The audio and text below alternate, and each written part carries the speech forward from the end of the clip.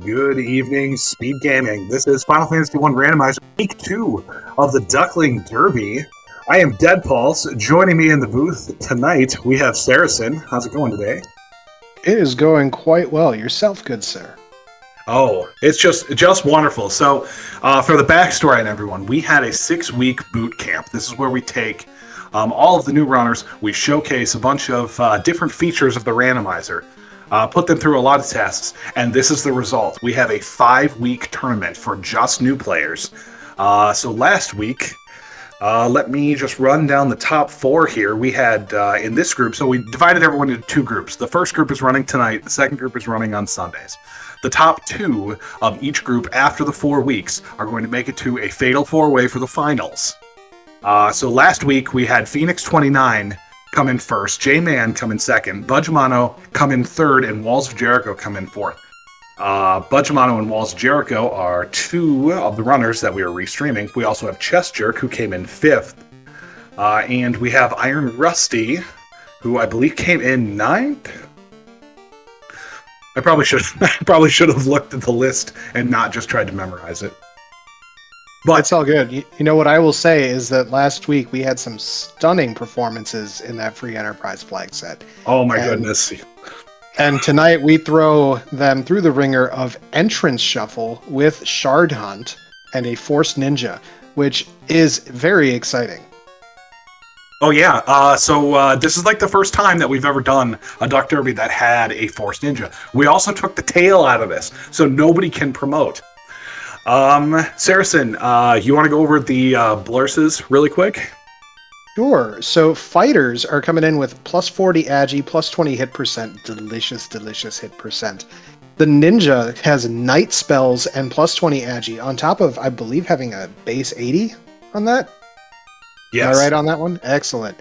So that is a very fast ninja. The black belt has Vorpal and plus 10 MDef, which is kind of meh. Red Mage has the black shirt and plus 10 vitality. White Mage has plus 2 level 1 MP and plus 10 luck. Black Mage has plus 20 hit points and plus 7 luck.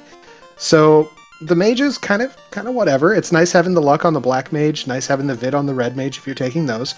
The Ninja is going to be an absolute monster at the low levels. You know, once you start getting actual spell charges at 15, it's going to be great.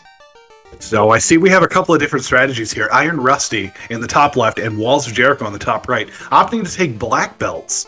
And then we have Chest Jerk in the top right, who is taking a ninja, a fighter, and red mage, and a nun. The fighter probably going to be used for if we find a massa, or probably as a tank. And the bottom left, we have Budgemano, who is going straight, what I call it out of Winter Dab book, taking an Oreo, which is 2 black mages and a white mage. It looks like we are starting up, Saracen. So everyone buckle in. Oh, we get a straight turn right into the dwarf cave at Canaria Castle with it looked like a silver armor in there, which very nice pickup early on. We have white locked Fade in slot 4. Well, it is effectively can learn that. The ninja can learn that because of night spells. Amazing. Walls of Jericho already going for a reroll in order to pick up a white mage, get that Fade, which I'm a fan of to some degree. Yeah. Chest Jerk also going with a reroll. It's not a bad plan. Fade is going to carry you through most of this seed if you have 2 casters of it. And keeping in mind that with the ninja, they're starting with 2 slots of level 1 magic, so that's pretty good. Temper, Brack, and Fire 3 at level 1. You know, suddenly that Black Mage or Red Mage isn't looking so terrible in terms of having a sweeper still. Sure, it's elemental, whatever. But Temper is such a strong spell, especially when you're looking at potentially taking some bosses in places you didn't expect to take them. Yeah, Temper is going to be a suitable replacement for Nuke. If you can just stack it on the ninja, hopefully the ninja gets a weapon either, the katana, the vorpal, the massa, a nice sun sword, maybe even a light axe. But Hate in chat, one of our Sunday runners, talking about Ninja Rainbow. Ninja Rainbow is my jam for this. I love it. It gives a lot of versatility. It is never going to be the fastest on any given seed, but it is going to be just a standard good pick. Standard good. What a word salad. What's going on tonight? So, we bought some cloth 4s up on Iron Rusty's. I love buying the cloth 4s out of there. They're super cheap. They provide, 9 armor? Sure do. And that early absorb at that amount for that price, it's fantastic. I'd like to point out Budgemano on the bottom left, going over to the Pirates right away. I love this play. 100% love this play.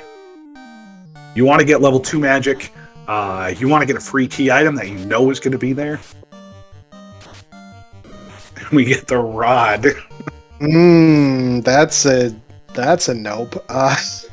So one thing that is incentivized. Yes, but it's also random incentivized, and that's a lot of chests that I don't want to walk all over the place for. The fact that the second that key item lands in Earth TFC is the second that I throw my computer out the window. But Chester going up to, I believe, Matoya's finding a Cardia check. This one has the incentive and gets the ship out of it. So that's going to be at the Matoya dock, just south of here. I didn't see finding anything else good. Heal Helm +4. The Ninja can equip that. Pretty decent. Pretty decent. I think that's better for the money. I see Walls of Jericho in Waterfall right now. Oh, that's a dangerous place. I love going into Waterfall, but without warp or exit, this is very scary. Thank goodness that Ninja is fast, probably going to run. Having Fire 3... This Fire 3 wipes out the pack, and suddenly there's levels. Level 6 across the board there. Harm 4 and Heal 2 in the White Magic at level 2, which is not bad. Don't forget Exfer. I understand the love of Exfer. I will use it more if it gets a similar flag to the lock spells, but it never will because it's got pretty decent Exfer, accuracy and all that jazz. I just don't believe in it.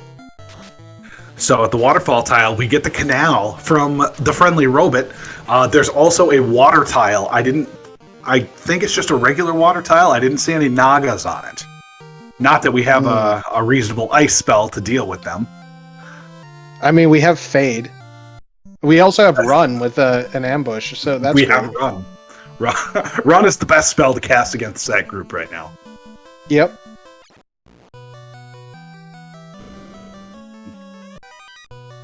I do like the setup that Walls of Jericho is taking there with 3 runs and a cheeky Fade against the Paralisks, because that Fade will most likely kill the whole pack.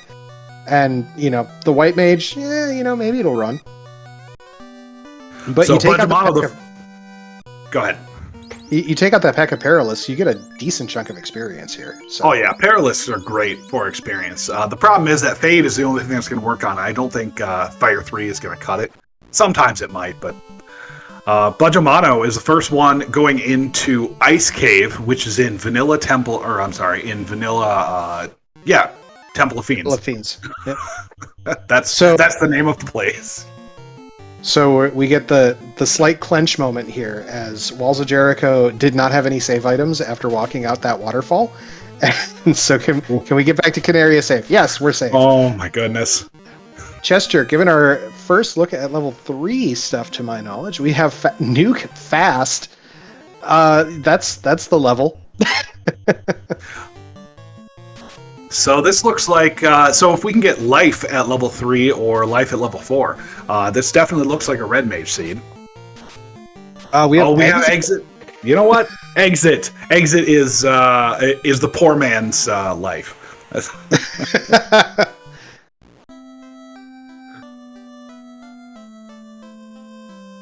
Well, maybe we'll see it at level 4. Nope. I'm going to be paying attention to Budgemano and Ice Cave so we know what's if this is going to be required. Find a dragon armor +5 and a dragon sword +5. Rip that dragon armor since no one can wear it. Oh, that's a lot of money. It is. That's all it's good for, this seed.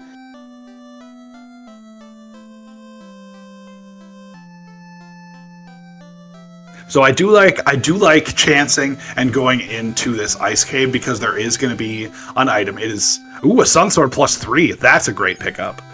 Not only that, but you're going to be able to see a couple of different spike tiles. Maybe you find something you take for a little bit. The ninjas have lock picking at level 15. That means they don't require the key if they get up to that level. Well, Grimps ain't gonna do it. So, and we get some herb. Grimps will do it if you just sit on him for the next hour and a half. Safest grind you'll ever take. Excuse me, sir. This is not a Will Bloodworth seed. We're not doing solo ninja strats. But I do like this 4-pack of frost dragons, and getting the drop on them, getting the fades and fire 3s out. That's decent experience there. I wouldn't want to sit on that at this point. Just, I want to get out of ice once I've done the whole loop, right? Nobody wants to stay in ice. Yeah, that's fair. That's fair. But I think Chester picked up Exit. I don't know if we have the charges for it yet, but that's going to make Ice Cave a lot more palatable. We do have the charges for it at this point. I saw level 8 on the characters here. Ooh. Now, the question is, did you go back to actually get the charges? I see you have the levels, but did you... it looks like it. It looks like we've got a fair amount here. So, If only I could cast Exit, I could get my Exit charges back. I think what Chesterk is doing here is partially a grind, but also partially a getting the money for spells, because I think that there was just a little bit too much at level 3. That's reasonable. But a 20k gold chest or Walls of Jericho doing the levels. I'm getting myself all confused here. Jeez. Chesterk getting that 20k gold chest. That's pretty nice. So Budgemano, after sailing up to the fun little point up there, equidistant between Dwarf Cave and Temple of Fiends, walks down to Astos' castle, Northwest Castle, and looks there. I love that play. I actually didn't see what it was. Same. And I didn't even see that the red detail was right there that Chester found. Those, once he finds that dragon sword down there, that might be a little tasty snack. I mean, you can go for the red Ds, you can go for the frosties. They're just, one room apart from each other. And Budgemano looks to find the base D, which is going to be the loot, very required in the shop item. So that's amazing. $7.99, that's a bargain. Like, I've paid more for a sandwich.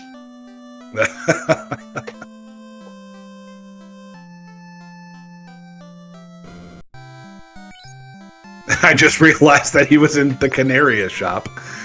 And I missed that. We were having too much exciting fun. Exciting fun is the best fun. Word salad. Oh, what is this? Is this even randomized, Saracen? We got the Elf Prince at the Elf Castle. We have the herb, turning that in to get the ruby. Neat. Neat. Now, the ruby could still be required, but there's no incentive item in Titan's Trove, but it still could wormhole you to... Oh, Walls of Jericho just took a pretty big wipe to those frosties. There was a lot of stun and then damage poison. That is not great.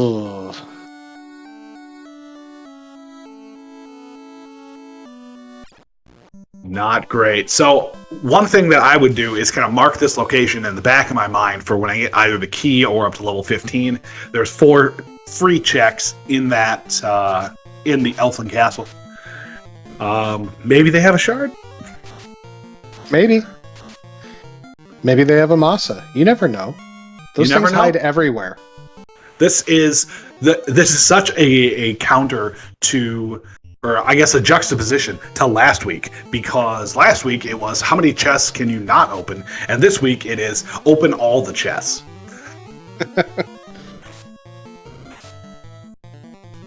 Yeah, and I feel like last week we had folks that were opening like 8 chests in the entire run, that sort of thing, which is fantastic. What is up with these Frosties? They are just coming out in force after Walls of Jericho. Took a little bit of grind. That White Mage got out of stun. We're just saying, nope, let's fade.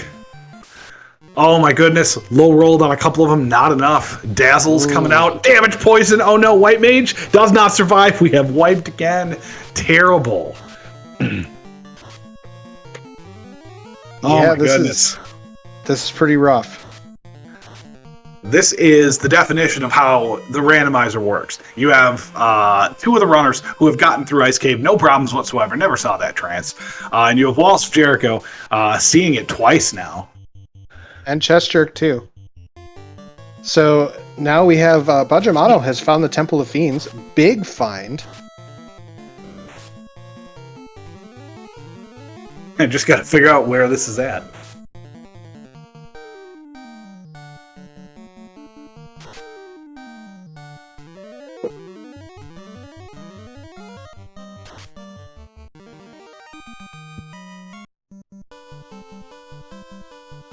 So while we have a brief lull here, I do just want to shout out to our fabulous trackers here, Woat and Autumn Out of Habit. Thank you so much for keeping us honest on all of this.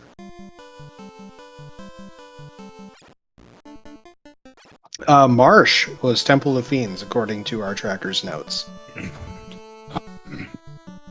Ooh, that is a delicious place for it. It does look like that Northwest Castle was Titan's Trove. So we'll see if Bajamato decides to turn in that ruby, and I absolutely would, because if it turns out to be the wormhole, that's how you press your advantage. That's the dream right there. There is no greater joy in entrance shuffle than having the wormhole play out. Now, it's not a wormhole that's going to be particularly impactful, because you think about where we are at this point. We have the ship, we have the canal, we can get pretty much anywhere. I don't think we have the canoe yet from anybody, so that's, you're just kind of going to get yourself trapped. Yeah, no canoe, no floater, no problem.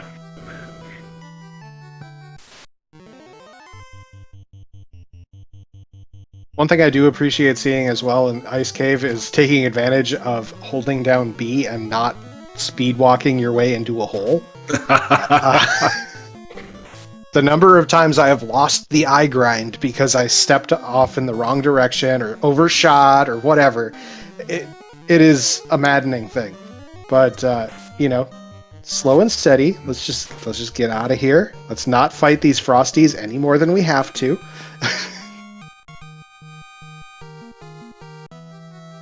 Now, let me tell you, Saracen, you can't lose an eye grind to that if you don't grind in Ice Cave. That's true. Also, there aren't any eyes here, so that's you know my stance on Ice Cave. I'm a never icer. Always have been, always will be. Yeah, it's a pretty terrible dungeon, but it's hard to argue with that many spike tiles in one place. Especially I'll argue with it all day, Sarah. That place has Dance Dance Revolution white Ds that are just going to destroy you. And that's fair. I'm not arguing that they aren't going to destroy you, because they are terrifying and horrible.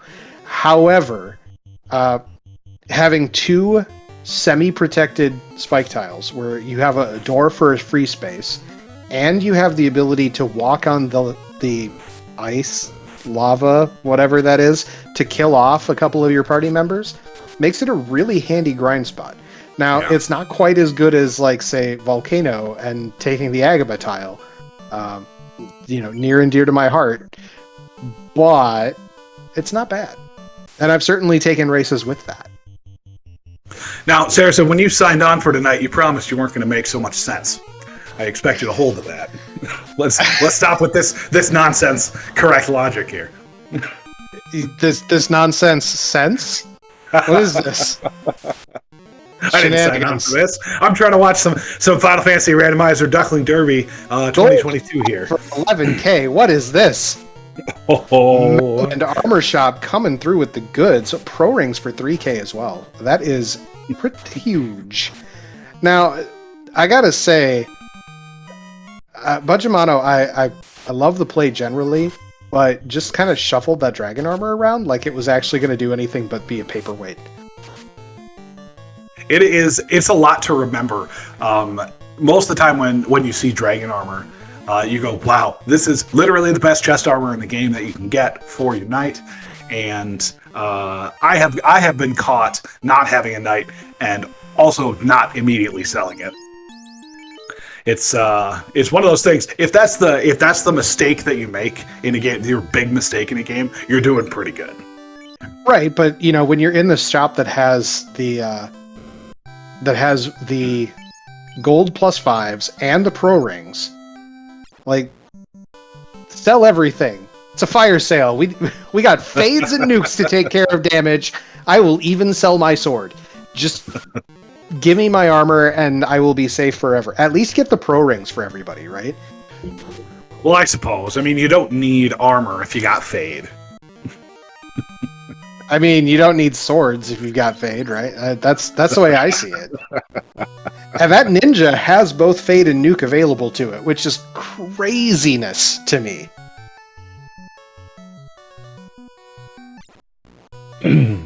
I mean, I said right out the gate, night spells. That's a beast of a ninja. The only thing it was missing was vitality. But so we got Budgemano going over to Crescent Lake. I like going here as early as possible in this because, again, it is a guaranteed item, and that is something that's very rare. You're only going to get a guaranteed item out of Provoca and here. So going here early, chef's kiss. I agree. And we saw Warp in Black Magic, Heal 3 in the White Magic here, and an Adamant, which we know where dwarves are. Kind of inconvenient, but we know where they are.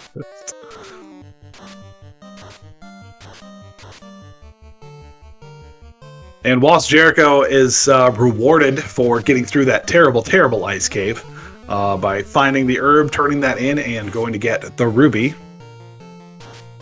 So, Danny, you're saying not everything you roll is bad. Just remember that sometimes it's the long con. Just because it's not bad yet. We haven't seen Topher. We got to figure out what that is. All right. Chest Jerk, turning in the ruby. Where do we think this is going? Oh, he's going to go do the chest first. I'm gonna guess Bahamut Island. Oh my, so Budgemano going the long way around to turn in that adamant, it turns into the canoe. Oh, Titans comes out at Sarda's cave, leaving Titans west to be checked. This is an actual wormhole, and it's a French vanilla wormhole. Oh, if this turns into the floater Saracen, we have ourselves a match. We just saw a rub come out of the spiders. Danny, please. We are not going to get a floater out of here, though, unfortunately. It is one of the Cardia checks. We already have our Cardia incentive item. That was the ship. Flame Shield +2, though. There are worse things. There are. Rub spiders, for example. Because Chest Jerk has not yet been to Melmond and seen those pro rings. Oh, my favorite thing to do with Red Ds is to ambush them. Yes. Twice. That's how you do it. Iron Rusty showing us exactly how to do it. Budgemano finding Earth Cave. We're doing it. Oh, baby. So the thing about Earth Cave is it is a Fiend dungeon. By killing a Fiend in these shard hunts, if you kill Lich or Carry, which is going to be in the Earth or Volcano, you get 2 shards. If you kill Kraken or Tiamat, you get 4 shards each from them, and those are going to be in the Sea Shrine and the Sky Palace. There's also, with Earth Cave, the chests are kind of spread out. If you asked me right now how many chests are in Earth Cave, I couldn't answer that question. I bet somebody can. 5 on first floor, 6 on second floor. Third floor is 1, 2, 3, 4, 5. 8 on fourth floor, none on the last floor. So that totals a number. There are a number of chests. I think the total is something like 24. Did I do the math right, chat? Oh, I don't know. I have. Right now, Walt just wants to strangle me as he's screaming the answer, I bet. Link shot coming in to prove me right. 24. All right. Thank you. So let's see if... so is it going to be in the TFC of Earthgate, the incentive? That's this chest that Budgemano is going to right now. It is just so out of the way. It's going to be 2 gold, isn't it? It's a shard. It's a shard. That's called worth it. I will accept a shard.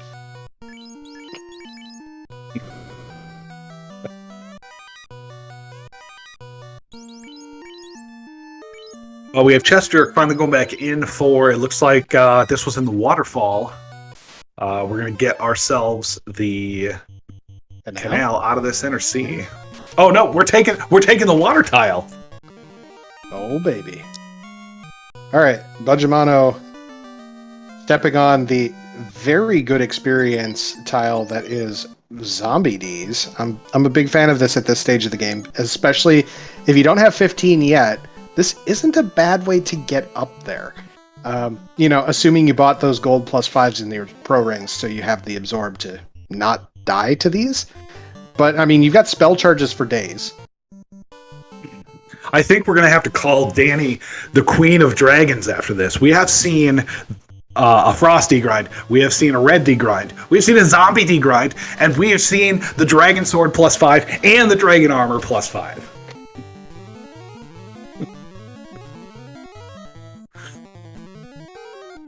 If you wanted dragons, guess what? You're getting dragons. Alright, so to my knowledge, I have not yet seen the incentive come out of Earth yet. So, this is the final floor with chests. We have 5 in Lich's Armory, 3 in Lich's Bedroom. What's it gonna be? We're finding Bupkis. We're finding Lich's Bedroom is going to have our incentive item, apparently. So, Oh yeah, that's going to be it. Classic Gamer coming through for me. We need... I wish there was a Hall of Dragons on here, but if we find a Blue D grind, then I'm pretty sure that cements in. That's the last dragon we're missing, right? Sounds right. There was a Ruse Stick. That's a big find. There's a shard. Oh, wow. We're going no? We must have found it. We must have found it. Or maybe we didn't check level 1. That's true. It could be. Now I have to look at notes. Right? You know what? Ruse Stick, incentive enough for me. Oh yeah, that Ruse Stick is going to be putting in some work. I know that we have the defense sword as an incentive on this. But having that extra Ruse Stick is going to be very nice. So, we paid a lot of attention to Earth Cave. Let's see what's going on with everybody else. Chest Jerk getting up to that level 15. Going back to get these 4 free chests that we were talking about. See if we find something nice in here. Free pro ring. We got a pro ring. And enough gold to buy another one. Hey. Alright, we got a Lich fight. It's our first Fiend on stream, though remember, Fiend's not required in this flag set. Just kind of handy. And we have firepower for days, so that Lich is gone.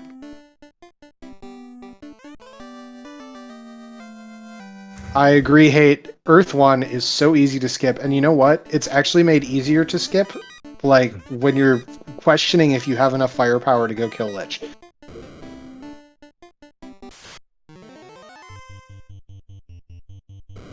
And here we see Budgemano actually taking the opportunity to poke in, take the Zombie D fight another time while going up to this check.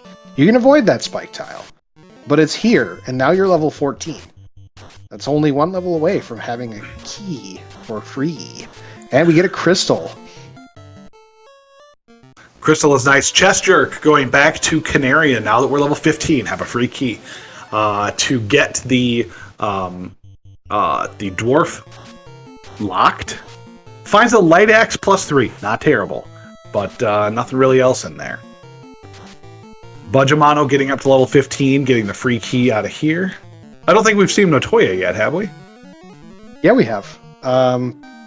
It was Titan's East, and I believe Budgemano had stopped there, looked, and went, no, and just left. Didn't even check the chests. We didn't even stop. We stopped by, we knock on the door, we just ding-dong ditched Matoya. That's not cool. She's blind. Well, she wasn't going to stumble to the door anyway. Chest Jerk going over to check that very location right now. 2 shards in a tent ain't bad. See, I'm just wondering. So what so let's go back to Budgemano quick because he has the most completion on here. What locations do we have left that we have access to? We can get to Ice Cave, which we're going to. We can get to Onrak because Northern Docks are on, but we don't have.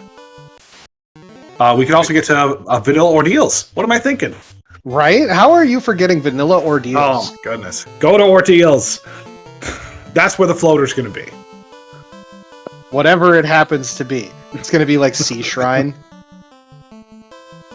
It's just the worst.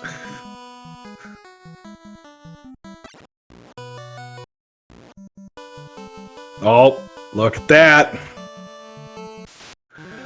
No, what's going to be the kick in the mouth is if they go to Ordeals, they get the Oxy Ale, and then they have Waterfall is still available to them too because of the canoe. So we've got a couple of places, but having to get the Oxy Ale up there.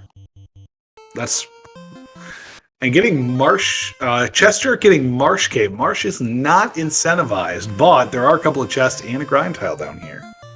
Yeah, and that's certainly a thing that I was thinking about as well.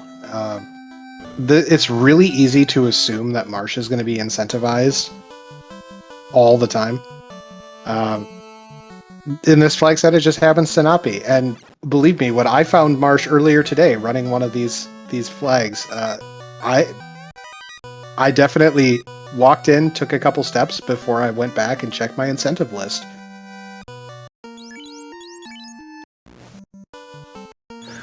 Walls of Jericho walking up in the direction of Mirage Tower, but does not appear to have the chime. This is called looking for an overworld grind. Maybe. Budgemano turning in that crystal, finding the TNT, going back a third time to turn this in. It's just let's walk around. But we're level 15, so we can check those 7 chests down there. We already know it's not going to be anything great. All right, killing the Hooray Dwarf in very good fashion. Thank you for your sacrifice, good sir. And there's a worthless key. So, everybody feels bad about the TNT turn-in because everybody's going to go and do it and be like, oh man, why did I waste my time on this? Well, it benefits people who haven't gotten to level 15 yet, so... Right. But, I mean, you're going to get to 15. There's no You question. don't know that, Saracen. You could be taking a black belt and killing off the ninja right away. You're still going to get your ninja to 15 if you're taking the black belt strats. It's just going to happen.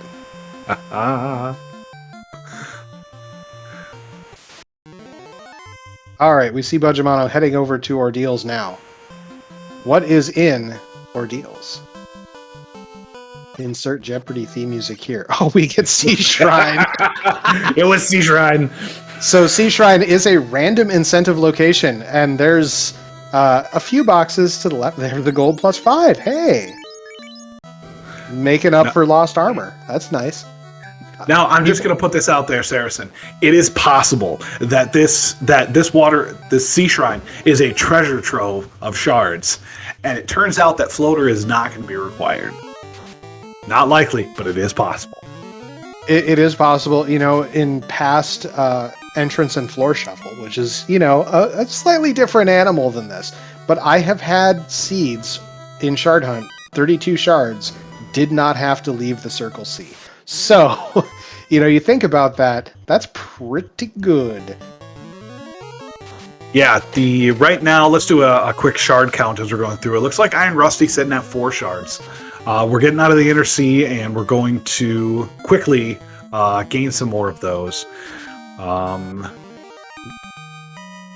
thought that Budgemano had 8 shards, if I saw correctly, and I'm just waiting for Chest Jerk and Walls of Jericho right now. Looks like 6 for Chest Jerk. But Budgemano going in Sea Shrine, going to Mermaid side first. I haven't seen any shards down in Mermaids yet. We do have a Vorpal -1. Bubbles is carbonated. Seed is blessed. That was a nice +5. That's a good sword.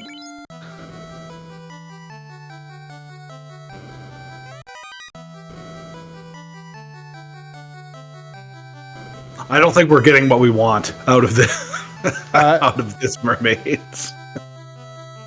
Wout making me double check the flags here.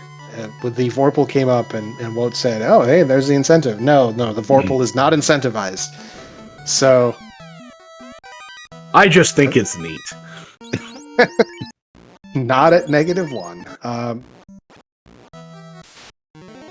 I don't know how I feel about the exit there, because you save yourself a little bit of walk time in terms of like leaving the mermaid floor, but we still have several chests to check on the middle floor there. Oh, several. It was 3 and you know it. It's the worst 3. It is the worst 3. I would rather exit 1,000 times than have to check those 3 chests. That's fair. And, thinking back to the Spring Tournament 2021 experience, we did Kraken first for a reason, because we then knew if we had to go to Mermaid side at all. But, with a Shard Hunt, you get a little bit of a different experience. So let's see what we have going on. Walls of Jericho going to do the loop, going to get the Womp Womp that this is only going to turn into a Cardia incentive. Chest Jerk going to check out the trap tiles over in Volcano Earth, as I'm dubbing it. It's just Spicy Earth. We're on Sharknado on Budgemano's side. That was a ribbon. That was a Bane Sword. Bane Sword +5. It's blessed run when you find that on your way to Kraken.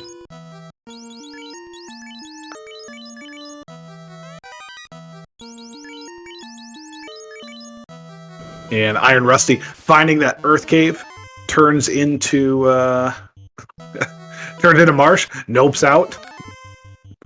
It's good. Very it's nice good. call. So Budgemano hopefully is going to continue checking boxes here. Okay, yes. It's not the direction that I normally see our runners go in for this area.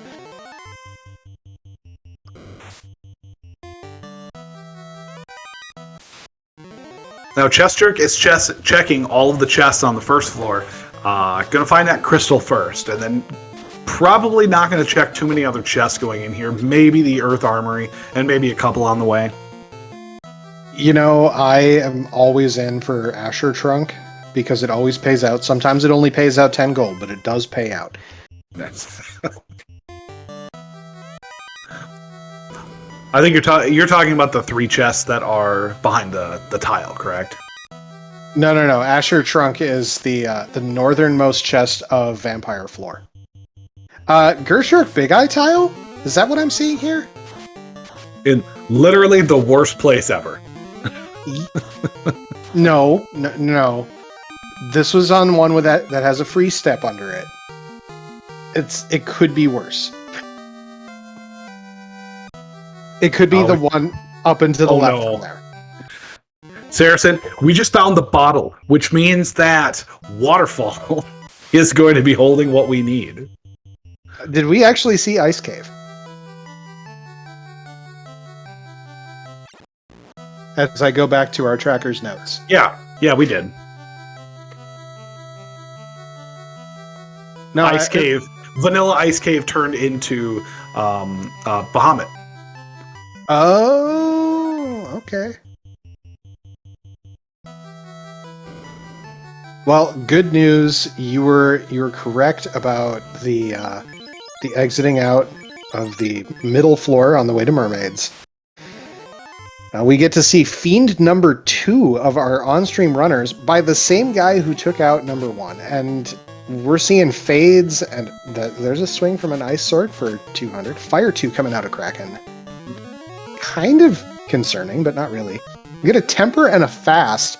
Suddenly that ninja could actually swing for the fences. And now we have Fade Nuke Nuke, Lit 2 coming out of Kraken, putting some black mages down on their knees, but Fade comes out, terminates Kraken. We are going to have 2 orbs lit, which is to say 6 shards for Budgemano, just off of Fiend kills. See, I still have to look and see what Walls of Jericho. Walls of Jericho is just getting destroyed by Sahags. They're just terrible. They are. So Walls of Jericho, level 10, 4 shards. But we're gonna go over and get our progression here. Chestjerk is going to check around in Earth Cave 2 for a few extra things. Budgemano is heading straight up to the waterfall. You know, as bad as Sahags are, they're no Caribs. That's true. Oh, and we find 3 key items here. This is going to be all of our progression. We have the Oxygale. If we get the Chime in the cube... Oh no, we got the cube! Oh, this is a scary location. And if this turns out, this is going to be the defense sword. So our next place to go is going to be Sea Shrine, which is probably going to have the Chime, which means then we have to go over to Mirage.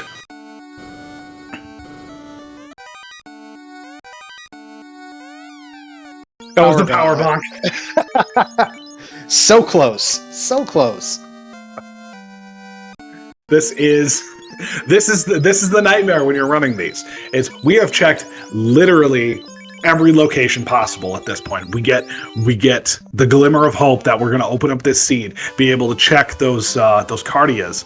But here's the problem, Saracen. We know that the warp hole, the warp wormhole from Titan's Trove goes to Sarda and Titan's West. So the only airlocked chests that we have are going to be the Cardia incentives, and the incentive turn-ins at Gaia and Lafayne. It's true. So, let's go Team Floaterless here. And here we have Sarda hiding behind the Oxyale. Gotta dive deep for this particular hermit. There's the floater. Oh, we couldn't do the entire chain, Saracen.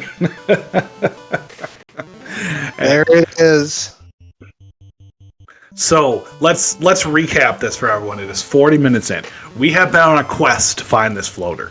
So we needed to go get the ship from Vanilla Matoyas. We needed to get the canal from that was Waterfall, which was in Temple of Fiends. Then we needed to go to get our adamant, which was in Crescent Lake. Turn that into Canaria Castle to get the canoe. So that we could go to we had to go to Marsh Cave. No, we didn't have to go to Marsh Cave. Then we had to go to Waterfall to talk to the king to get our Oxygale to get our floater from Sea Shrine, or from Onrak. Whew, that was a lot. It was. But 41 minutes, Saracen, we are in the air. Budgemano has a little bit of a lead on the other runners here, but everyone's kind of getting in line. As soon as they get to the point where they realize we're gonna have to go to Waterfall to get our floater, then this is gonna become a lot closer. So one thing I want to say real quick about Budgemano right there. he's headed up to Sarda, the location, and Titan's West. Saves in the airship, lands, walks in, sees Titan, hits reset. Perfect. I love it. Everything about that was great. Yep, just saving seconds. That's what you got to do. All right, it's time for the Cardia Isle tour, where we have 4 entrances that matter. This is not an entrance that matters, at least for the moment. We're going to get 3 chest checks, and maybe Budgemano sees what's on some spike tiles. I'm calling something's good in here. I'm calling it. I'm calling it. There's only gold in here. There's only gold in here and sags. Oh, Chimera. No. All right, we got another Cardia location, which is in a Cardia location. It's just moved over a little bit. It's gone from the grassy island to the Bahamut island. 1 shard, a falchion, and gold or something. I don't know. It was kind of worthless. What do we got in Marshy? Marshy Cardia is Sky, and we have a cube. There are 52 chests in here, good sir. Oh, we're Budgemano's at 20 shards, 4 shards left. All we have to do is go down and kill Tiamat, and we're done. We're done with our shards. Right, so here's my question. We're sitting here with an ice +5, a sun +3. I personally think that these are adequate swords to finish out the game. Do you think that Budgemano feels the same? That is a trick question. Because you've given the logic that makes the sense to me, which is, let's go kill Tiamat. And maybe just walk right on by all these chests. Maybe I'm crazy like that. That's kind of the gamble, because you could find the 4 shards that you need, including, you could find a katana, you could find a master, you could find some nice stuff, and you'll probably find 4 shards. It'll just take a little bit longer, but if that's the risk you want to take, I'm thinking that the Ice Sword +5 is good enough, because I have 4 Fade charges. I have 4 Nuke charges on that ninja. And guess what? Once I get to Kraken 2, Tiamat 2, and Chaos, that's what I'm using. So, while we are here, the other thing that's kind of a thought process is, how many levels does Budgemano want to get while he's in here? And we just saw him run from a 4-pack of Cerberei, which is a check that I will gladly, go after. Iron Rusty, Walls of Jericho, both in the Earth Cave area right now. Chester just finished off Lich a second ago. Lighten that orb. Chestjerk also finds that Ice Cave is the Womp Womp Bahamut. No tail, so not going to go visit that dragon. And it looks like Chestjerk is, I think the last thing Chestjerk has to do now is Ordeals and then go up to Waterfall. We'll see which one he chooses. Walls of Jericho looks like, yep, we're going to take on Lich. Just checking out Lich's bedroom first. Excuse me, 4 worm tile. 4 worm tile alert. This is terrifying. This is glorious. What are you talking about? So they have like 400 hit points. They have around 450 hit points. So we know that we're going to have to cast 2 charges. And yes, this is the highest experience fight that we've seen. I wouldn't mind taking this a couple of times, but worms, man, if they roll up, if they hit hard, they can ruin your day. So, I'm going to tell you, and this is possibly heretical thoughts here. I take this tile until I'm out of charges of Nuke and Fade, and I exit, and I house, and I walk back in, and I kill Tiamat, and I call it a day. Well, we'll see what Budgemano does. I personally don't think I'd take it that far. Because I have my end game in sight. I'm going to need to spend 5 minutes here or so to get rid of... maybe not 5 minutes, maybe 3 minutes to get all those charges out. But Chester getting to turn in the TNT, which I thought we know is going to turn into the key. Not going to feel great about that. Womp.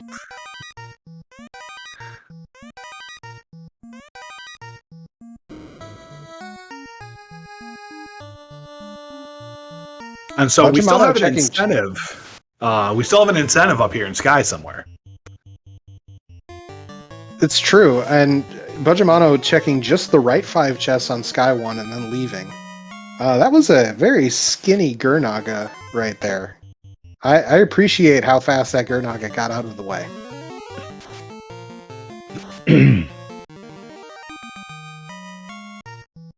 Looks like Eyes rolled about 150 health now that we found him, but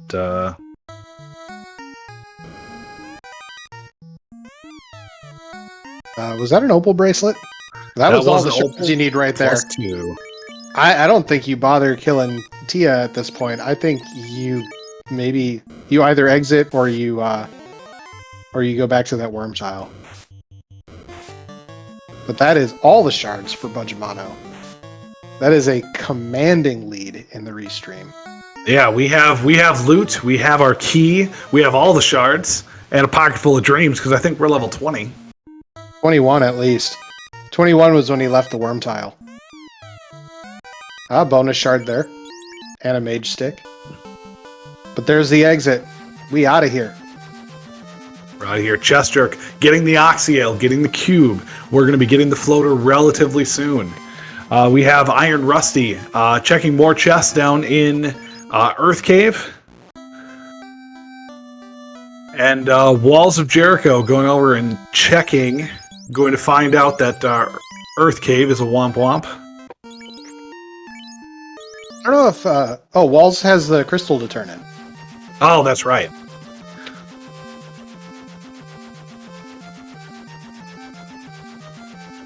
So, the delicious location of the Temple of Fiends, here at Marsh Cave, 2 steps away from your landing spot. Very nice. And here we get our first look. Oh my goodness, 49 minutes. Budgemano is in Temple of Fiends. Go mode. We have characters at 328 health as our highest. Putting the White Mage in slot 3. That White Mage does have life at level 5. We got a power gauntlet. We've got an Ice 5 sword. We got nukes for days. I'm feeling pretty good about this. There is Chest Jerk rolling on into Sarda to get that floater. And you know what we never got to see? What did the bottle turn into? I'm gonna guess it's a plus roll katana. It's like a +5 katana, right? Just because Budgemano didn't take it. That's probably the case, yeah. We still have a couple of incentives. We still haven't seen the slab. We still haven't seen the chime. What else we got? The crown. There. And the katana, and I think that's it. We haven't seen the defense sword yet, have we? We have not. So there's still a lot of incentives out there. Hate confirming, a katana unfound is a +5 katana. 100% agree. Was that Schrodinger's katana? Is that what? Absolutely. A katana could be both +5 and -5 at the same time.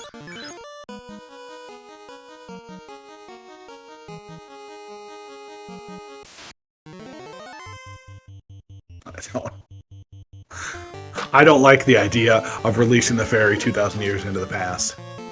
That seems... What havoc could she create? I mean, have you played Bravely Default? Chest Jerk, finding ordeals. And that was in the one Cardia that Budgemano did not check. So we're going to see that Iron Rusty making the way... Going to take these Zombie Ds for another run. Looks like we are at about level 20 as well. So that black belt, we could be seeing a black belt grind coming up pretty quick. It's true. Let me see. Walls of Jericho is headed into Sea Shrine right now as well, which, you know, that was a dungeon. That was a thing. So what is this, Budgemano? This doesn't look like Lich 2. This looks like Carry 2. Yeah, Lich 2 went down like a sack of bricks. So, you know, here we are. So yeah, we're not doing a lot of damage with that ice sword. That was going to be the problem. But Carrie not hitting too hard. Let's see if Carrie has anything that's... Okay, well, Terminated's good. I was a little bit concerned with 3 weights at that point, with seeing how Carrie was swinging for damage. But, you know, we're here. We're okay. The dreaded seafloor.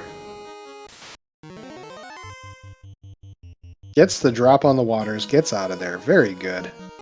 Excellent. I think Walls of Jericho... I didn't see Walls of Jericho go to Mermaid side. I think we're going to Kraken side first. Which is... which turns out to be the right play in this one. Yeah. So, Saracen, we have our first real test. We haven't seen anything nasty out of the Fiends yet, but now we have a punchy fish monster. Let's see if Budgemano can overcome this with slightly lower levels than you'd like to see. So I'm going to say that the other thing that's very scary, we haven't seen any nukes or nuclears yet. Oh, you just jinxed it. We see Stop coming out. And that's terrifying. Oh my. They're just sitting ducks.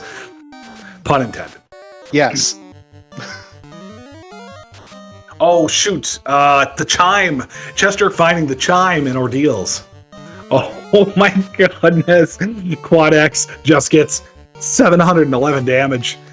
Oh my goodness. Those black mages are falling.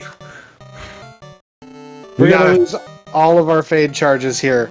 Hopefully this is enough. We got to invest those fade charges. Fire 3 rolls out. That ninja not looking great. We're going to heal. We're going to... Oh, but we missed. There was a ruse stick application on top of the enormous agility of this ninja. Oh, but that was a tickle coming out of that sword. Oh, This is very scary. That ninja needs to start casting for its life right now if you're going to have any chance of getting back out of this. We're down to Bane Sword strats. Oh, we got a power bunk. We can maybe do something. But you know what the problem is? Your white mage doesn't have anything at all to protect it from this. Oh no! We got expert to land, but that white mage was just about... Oh no! We have wiped. Oh my goodness. So information gained. That stop was brutal.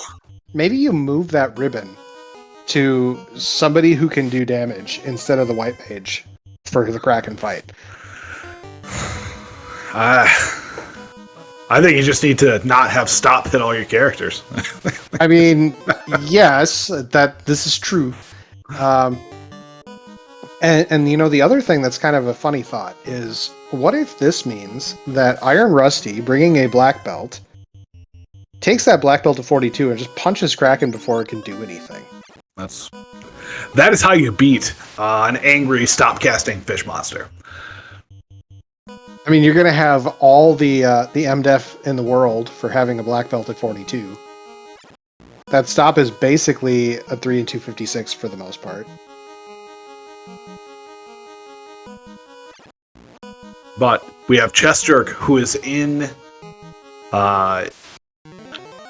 We'll have to see what the shard count is, because after I got the floater, going to find out this location is the key. There were a lot of shards in here, and not only that, but Tiamat is going to be at the end of this. So I think we have, we found like 6 shards down here. Tiamat makes 10. That's almost half the shards that you need is literally at this location. So I'm just gonna say this right now because I think that this is a worthwhile call out. If you get bounced a second time here, and you have to kind of wonder, is it an RNG or is it, that you've mathematically hindered yourself? I kind of go back to that worm tile. If I get bounced a second time here, I am wondering if I have what it takes to actually do anything past Kraken. So Chest Jerk, looking at the Bane chest, finding the white shirt +3. So we got some invis stacks that we can get out of there. No one can equip it, I don't believe. Correct. To answer your question, Saracen, that's a rough call. I would like to see Budgemano just go in with the full speed and power, nuke fade, nuke, and just hope for the best. That's a fair point as well. That Kraken too, the base health I believe is what is it? 800 or 900? And we have boss at 60 to 170. So 106% average. I remember that. So you could be seeing a fairly significant amount of health on that Kraken. Let me pull up the calculator app because I can do that. Up to 1530. Up to 1530 health. That's a scary number, if that is the case. So, oh no, Budgemano, carry the sides. White mage is going to be for dinner. We lost another black. We lost a black mage. This might be a reset. There's nothing to gain by going further on this dive. Well, I mean, that ninja has a ruse stick, has a power gauntlet. Did not get the ribbon moved to it. It did not get the ribbon. The ribbon is still sitting on a downed white mage. Oh, it's like he's reading my mind. From 10 minutes in the past. Oh my god. Nope, that's the right call. If this had happened on Kraken, I probably would continue. This is kind of a gutsy play, but it could pay off really well. We're going to ruse, and we're going to fast, and we're going to hope that stop doesn't hit. And ineffective twice. Oh, baby. We might be in business with that. Well, rip Nuko. But, we've got full ruse stacks now. We've got a ribbon on. We've got fast. We've got a temper. Or we've got a power bonk. That's not bad. We can get through this Kraken. So we rolled about 1100 health. It looks like. Oof. That's about the average. So Goats Pirate asking the hard-hitting question, should the Black Mage have been moved to the back? And the answer to that is maybe. Getting to that point where you've got that ninja in the front, you think that the stop is going to come out, right? Just based on the past. But you only have a sample size of 1. You don't know if it's skill, spells, or attacks as the primary on that. So we don't need any black mages where we're going. We have fast cast on us. Tiamat's already missing.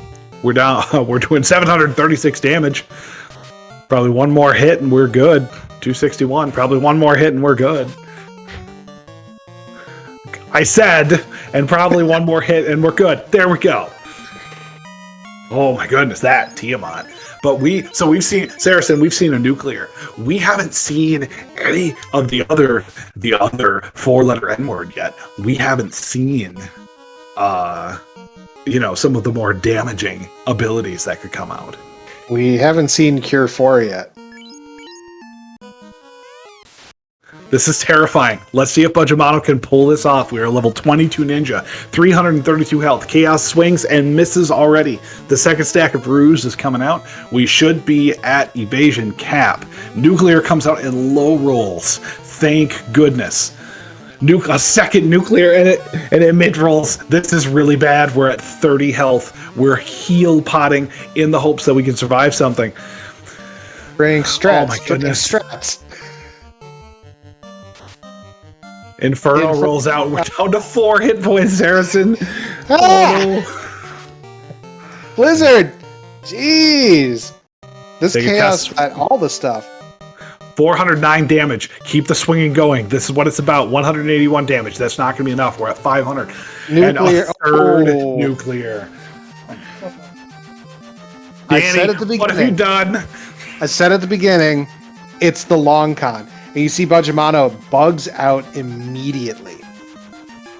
Yeah, we've seen. We need more juice. That's just what it is. We need a katana +5. That is exactly what we need. And maybe 2 more ribbons. None of that would hurt. If we get a slab, why, Fairy? Why would you do this to us? Terrible. Well, we're already at this point. We're probably doing it to it. Chest Jerk, we are on Sky 3. We have collected pretty much every item here. We are full on shards. And we are exiting realization, yeah. Yeah, Tiamat, we don't need Tiamat where we're going. I think we're a little better on levels than Budgemano at this point. I think so, and Budgemano is headed back to fight the zombie Ds apparently, which, I get. It's not a terrible choice. It's an easy access place. They're going to go down to... Oh, they're not going to go down to a nuke. No, they were 2 casts of hit points, so, I get it. But this is a good adjustment. You see that chaos. You need to have at least 3 of your light warriors up for that, right? And ideally, you have your white mage up with like all the heal 3s in the world to try to keep you going. This is a scary, scary time in the life of any duck.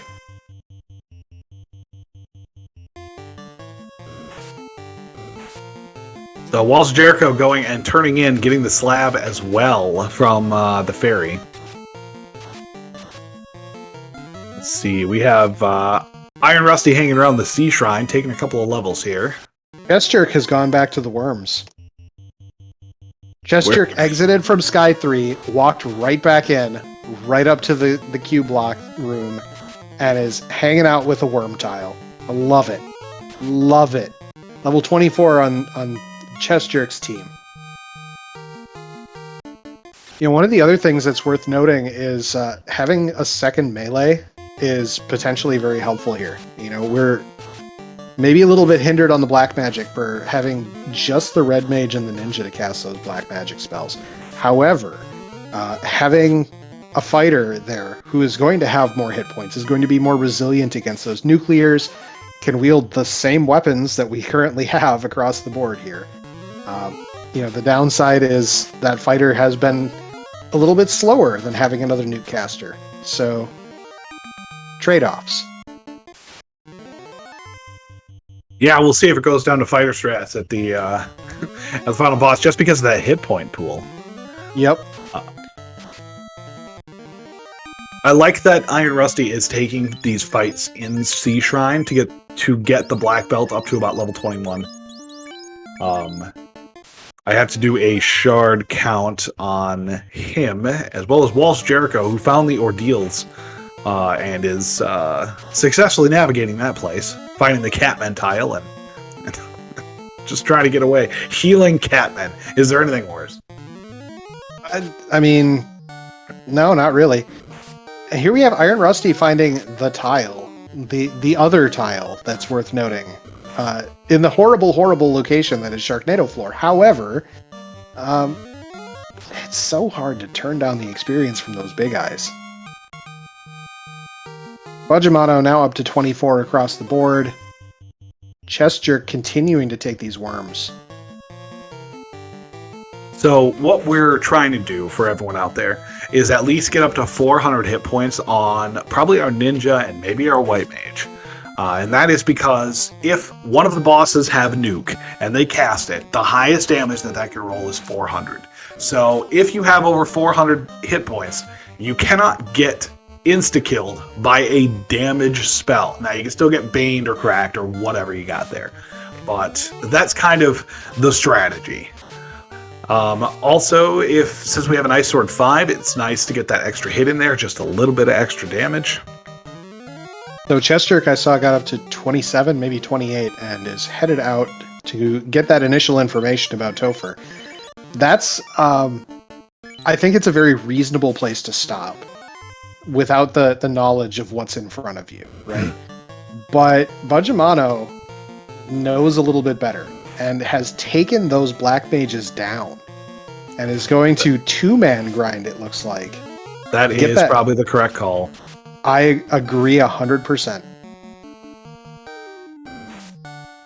And you think about the spell loadout here, the White Mage has Fade and Harm 4 to keep the damage going out to these zombie Ds. The Ninja can swing, can fade, can nuke.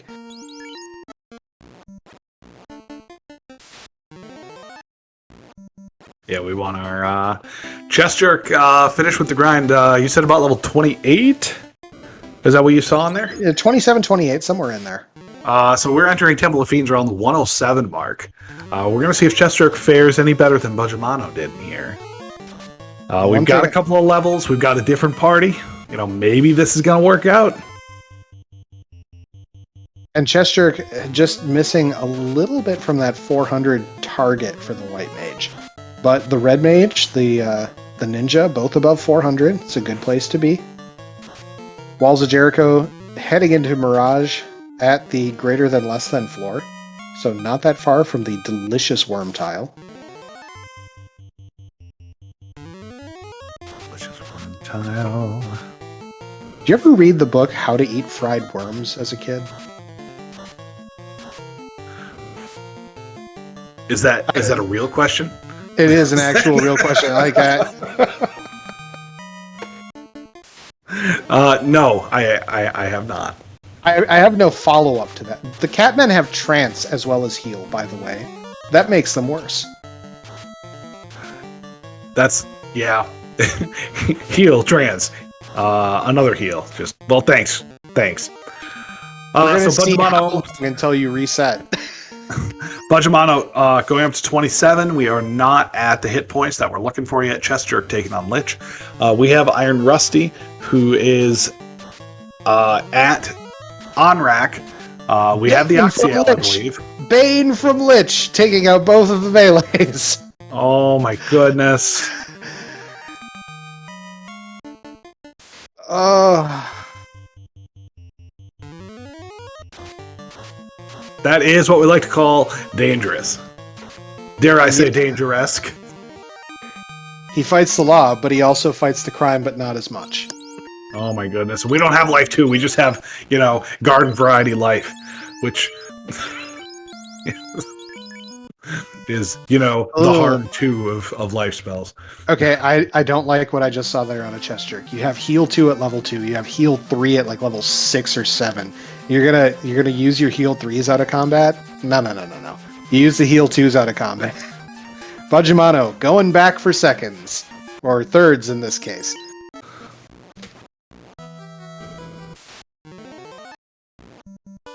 So we have... so after chest jerk surviving that deadly Lich 2, chest jerk is going to be taking on Carry 2. Has about a 3-floor... 4-floor lead on Budgemano at this point. Walls of Jericho clearing out Sky, probably looking pretty close to getting into go mode here. Iron Rusty just getting the floater. So we got ourselves a game. Jericho, please, for my sanity, please move your mouse. 10 minutes ago, Jericho, please move your mouse. When I know Saracen is watching me stream, I will put my mouse on there because I know it annoys him. That's the kind of friend I am. I knew it all along.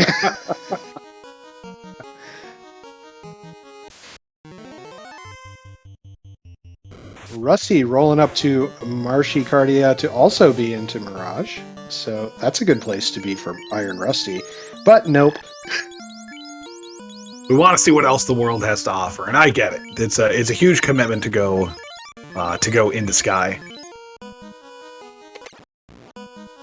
So I mean, yes, but like it's a commitment, but it's a good commitment all around. You're getting levels, you're getting a ton of chests.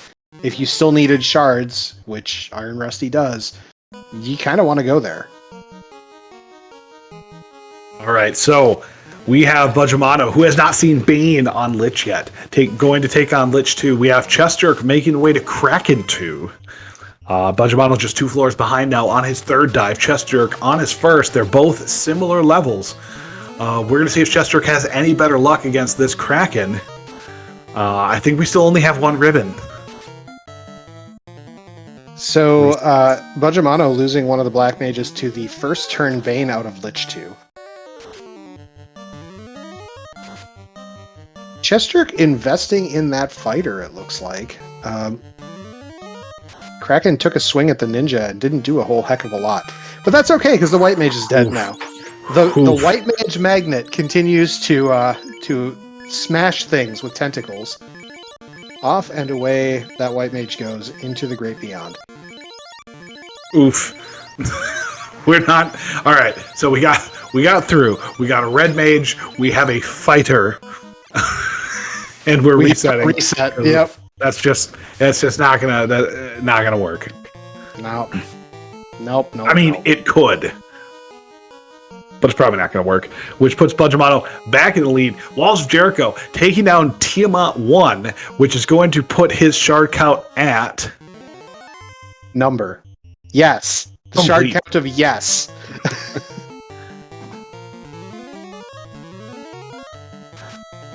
Hate. We don't have double nuke. We have, it looks like, I saw 3 nuclear casts. So I don't know if that's the only, because we also saw Blizzard, which is also a skill. And so Inferno. It's possible that it's 4 skills of nuclear, Inferno, nuclear, Blizzard. So I don't think we didn't see the Cure 4 at all. Now that leads me to believe that we have the true long con Danny special here, where everything is on chaos and oh god, the humanity. Walls of Jericho is headed back to the zombie bees, and I am totally fine with that with the caster knowledge I have. So we have switched places. Chest Jerk now on Lich 1. Budgemano going down to take on Kraken 2. That's the fish monster. Yeesh.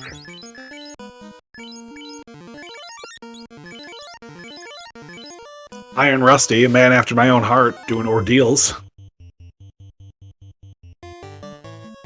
You see in ordeals, you do in ordeals. It's just how it is. It's very rough in these. This is like the one flag set that I will not do ordeals in.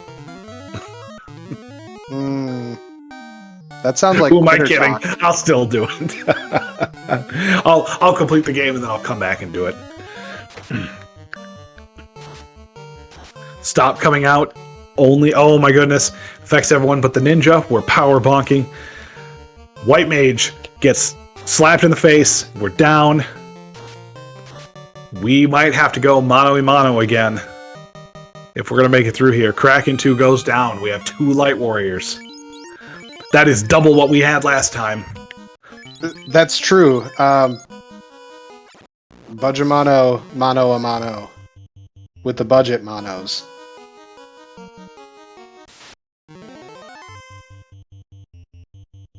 Oh, Carrie has nuke.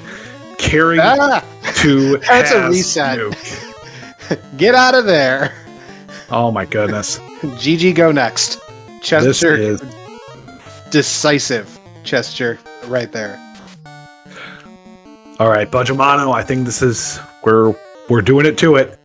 This is going to be his run. Oh no, Black Mage goes down. We're going to have to solo strats again because Tiamat is going to be down in 2 to 3 more hits. Maybe you get slightly better luck on resists with the solo ninja this time. I mean, you've got like 6 more levels than you had before. You have over 400 hit points. It's not really that much of an improvement over what you had before, but you can try to claim it is. Listen, if you're going to be hit by at least 3 nuclears, and you have 400 health, if they roll average, I mean, 2 of them, average roll is 160 on there. It's just. It's especially just getting punches. Like, punched. What is this? To bejesus and back. Well, you know what? Fine, Chaos, keep punching the entire time. 7 hits, 75 damage. That's not going to do it. So we need a power gauntlet, and we're just waiting now. Waiting for those nuclears to roll out. Chaos decides. There it is. Nuclear. Yeah. 216. That is 6 to the 3rd power. All right, then. Yeah, that's what we'd be looking for. We'd be looking for a crit loop on that, hoping that we can get Chaos to punch, and we can have our ninja with the Ice Sword +3, doing 2 hits for 54 damage for the next 10 minutes. You've got a new fan in Shumbabi here, Dead Pulse. This is this is just terrible. This is exactly the kind of Temple of Fiends that you don't want to see. You have all of the Fiends have something that is very, very icky, is the technical term that I'm going to use here. That seems like an appropriate term. So we have Lich 2 that's got first turn Bane. We got Carry, who has first or second turn Nuke. We have Kraken, who has Stop. Since we only have one ribbon, Stop is affecting us, and then, is punching people out. We have Tiamat with a ridiculous amount of health, and then we have Chaos with literally all the nuclears. This is just badness all around, and I don't know how I'd be dealing with it. If you took a black belt, you're probably going to have a much better time. Assuming you do black belt things with that black belt. This is true, but Walls of Jericho going back in for the grind again. We got a red mage and a ninja. We're going to be taking this to a little bit higher levels. Let's get a shard count on Iron Rusty as soon as we see Chest Jerk taking on Carry 2, Budgemano taking on Lich 2. Oh, that nuke. We lived. That Bane coming out, taking out 2 characters as well. I'm not laughing at you, runners. I'm laughing at the situation. This is terrible. But Budgemano gets through Lich. Chest Jerk gets through Carry 2. Everything is good. We have life. We're doing it.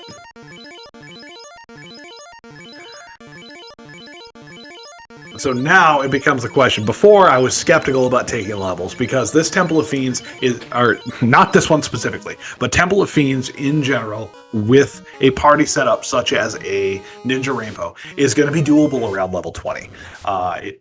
As long as you have a decent weapon, you have access to fast and temper, you've got nukes for days, and as long as the bosses don't do what we've seen tonight. Yeah, that's really the key right there.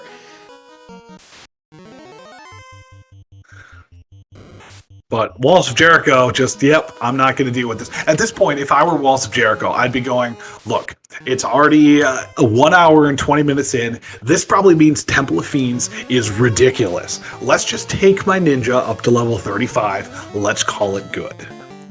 That's what I'd be thinking right now. That sounds like a safe bet to me. But at the same time, I'm like, is it safe enough?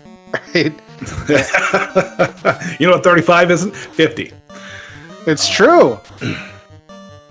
I'd sort of be kicking myself about not taking a black belt at that point. So not that you want black belts in this flag set normally. Like this is not a very good black belt flag set. You see, I only like to stop my grinds on prime numbers. Little superstition. So you stop at 41 so you can get 42 while you're in Topher? Yeah, so if I'm 39, I'll go to 41. Maybe 43, just to be safe. I could. There's limitless options in the world.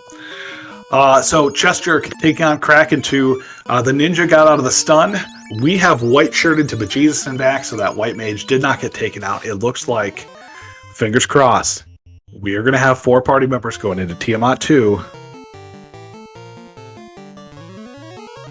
We can hope. So we have Budgemano, who is also on Kraken 2. We're going with a different strategy. We've got fades coming out. Stop, roll out, literally stops everyone but the ninja. We're ruse sticking. We're power bonking. Both of the black mages get right back up, which is real handy. This is the calm before the storm, Saracen. Yeah, but I mean, now we're looking at double temper into a swing on a fasted ninja. 6 hits 705. That's not bad.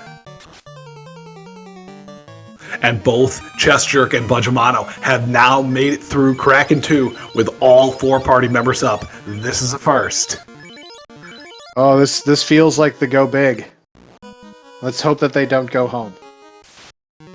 Walls of Jericho continuing to take that ninja up on the zombie Ds, which unfortunately is a little bit slow. The zombie Ds are thick enough to live through one swing sometimes.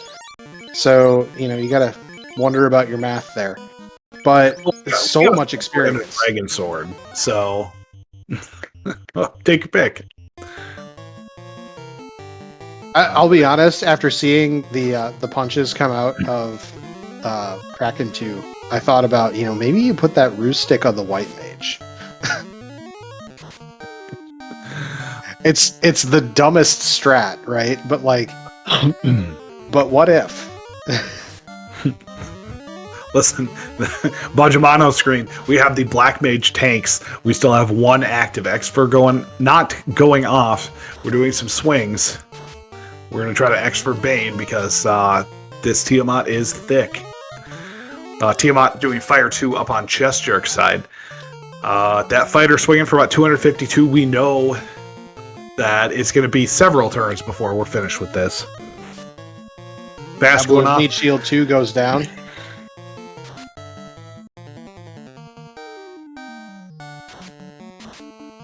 We're switching over to Fades because we see the light at the end of the tunnel. Chest Jerk finishing up Tiamat. It looks like Bajamano has one more turn to finish up Tiamat. This is a race. Friends and enemies. There's the other Bane in the pool. And there's Bane. Didn't do anything. It was completely ineffective. We're safe. Ninja takes it down. Okay, Chest Jerk onto the Chaos floor for the first time, I think, for Chest Jerk's side. Yep. So, potential Rude Awakening here. But has levels. Chest Jerk did go a little bit above and beyond on the levels, which is a great call. Bajamano getting, just a couple extra bonus encounters on the way up. Alright, Chest Jerk on Chaos for the first time. We get a fast. Onto the fighter. We get a white shirt.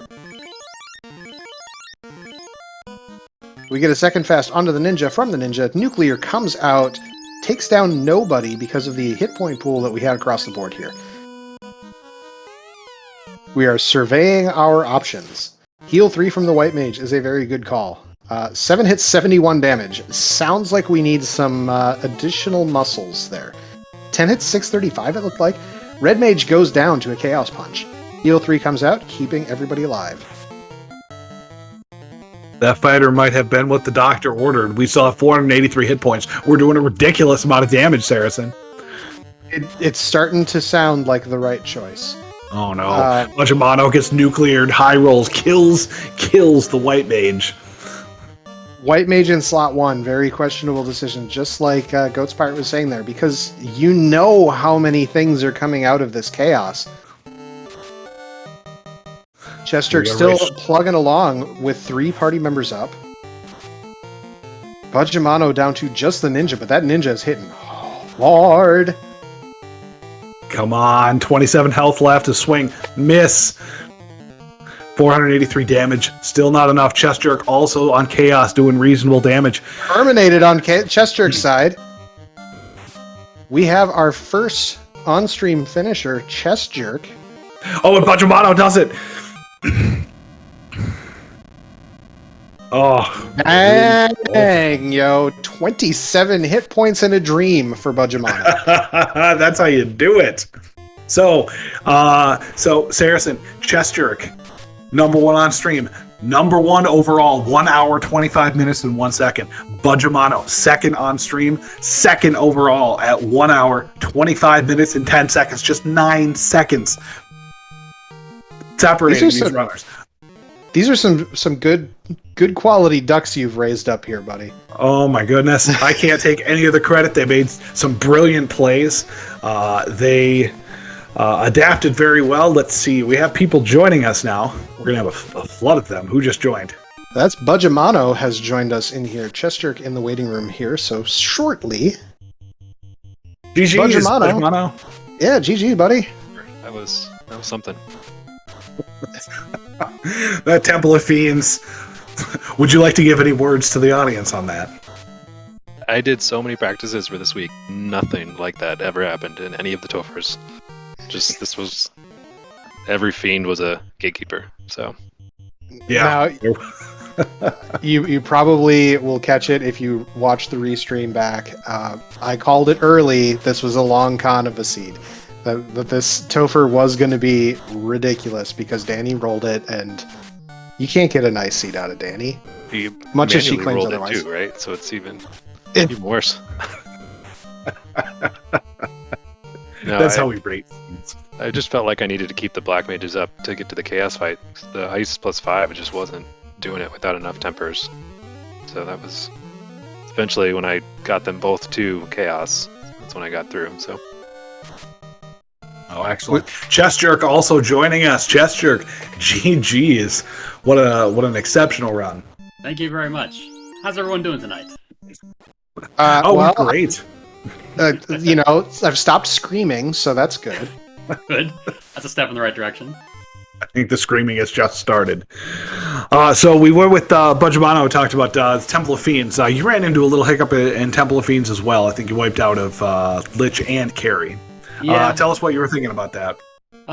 Well, there was quite an interesting skill set that we saw on the second course of Fiends, but I got lucky at least once on Like, who Like didn't do anything, just attacked and died. That was nice. That wasn't a successful attempt, though. I think I did eat a nuke the winning attempt. And Carrie just decided to destroy everyone, or try to.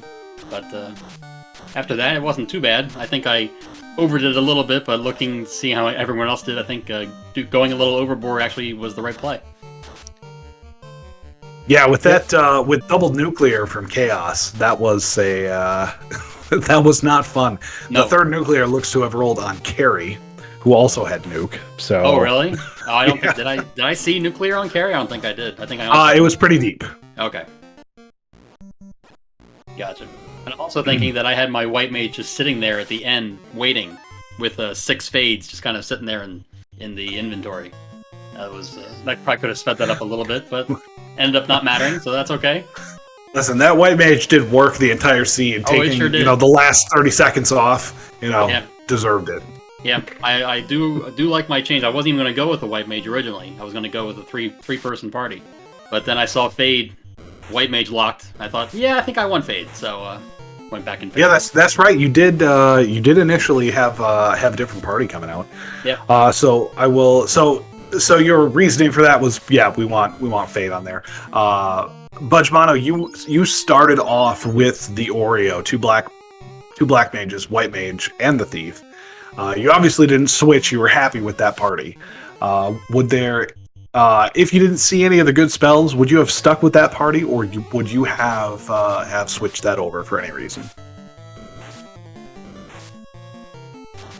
I like taking the white mage because I really like having exit, and many times that red mage you get locked out of it. The ninja did have night spells, so I did a good shot there, but the thought was if Fade didn't roll low, I might have just danned the white mage at some point. You could see at the end I wasn't really using her for anything.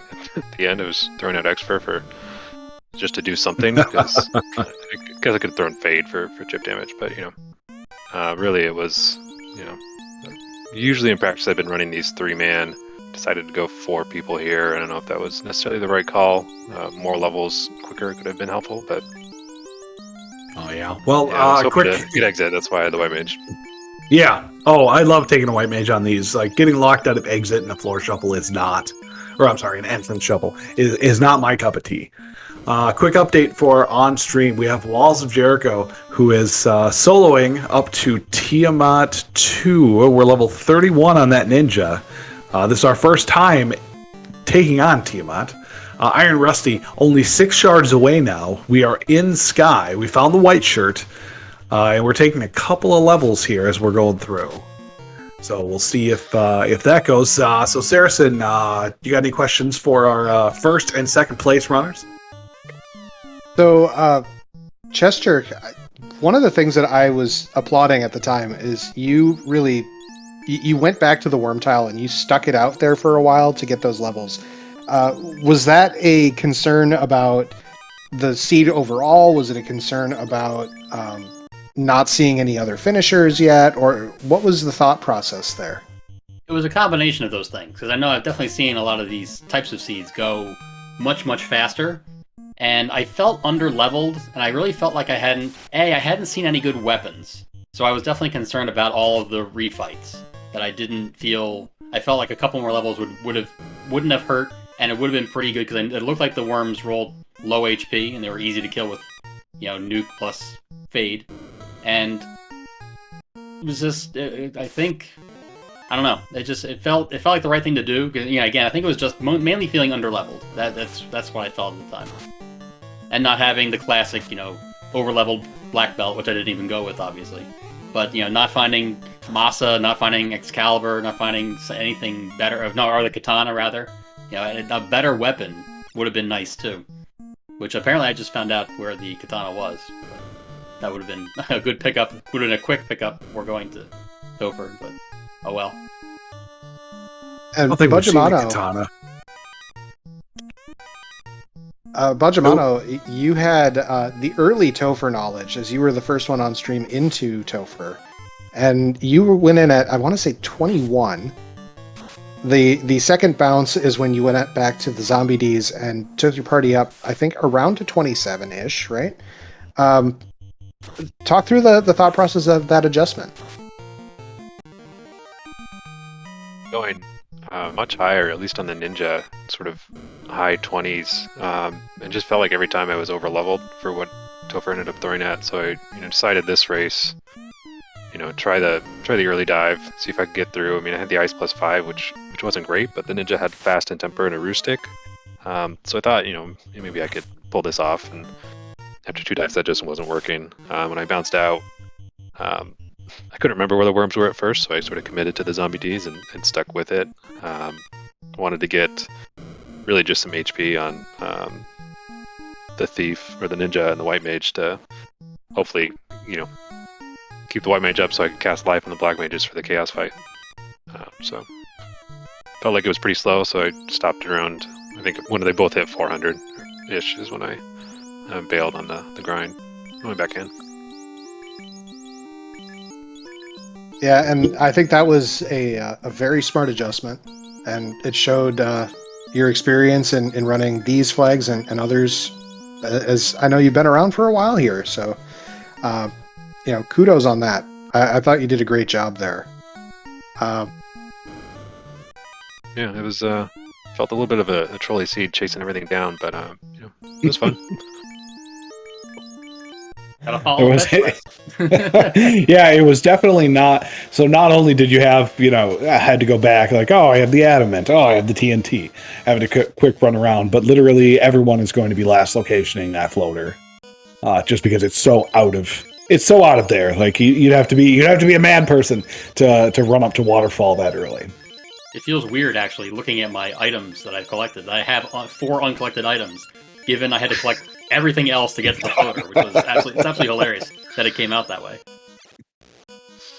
Yeah, and I don't know that anybody did you turn in the slab, either of you?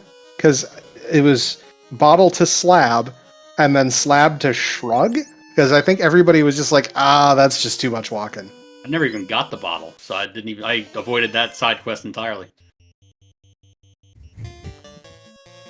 But that's after my 2 bounces. I went there hoping the katana was behind the ferry. That's what I did there. So yeah, it's a stone block. You can probably hit chaos with that. Throw that at somebody would be. But a quick update on stream: Iron Rusty finishing off. We're in go mode now. We just got the rest of our shards. We're going back in for the worm tile. Walls of Jericho was solo against chaos.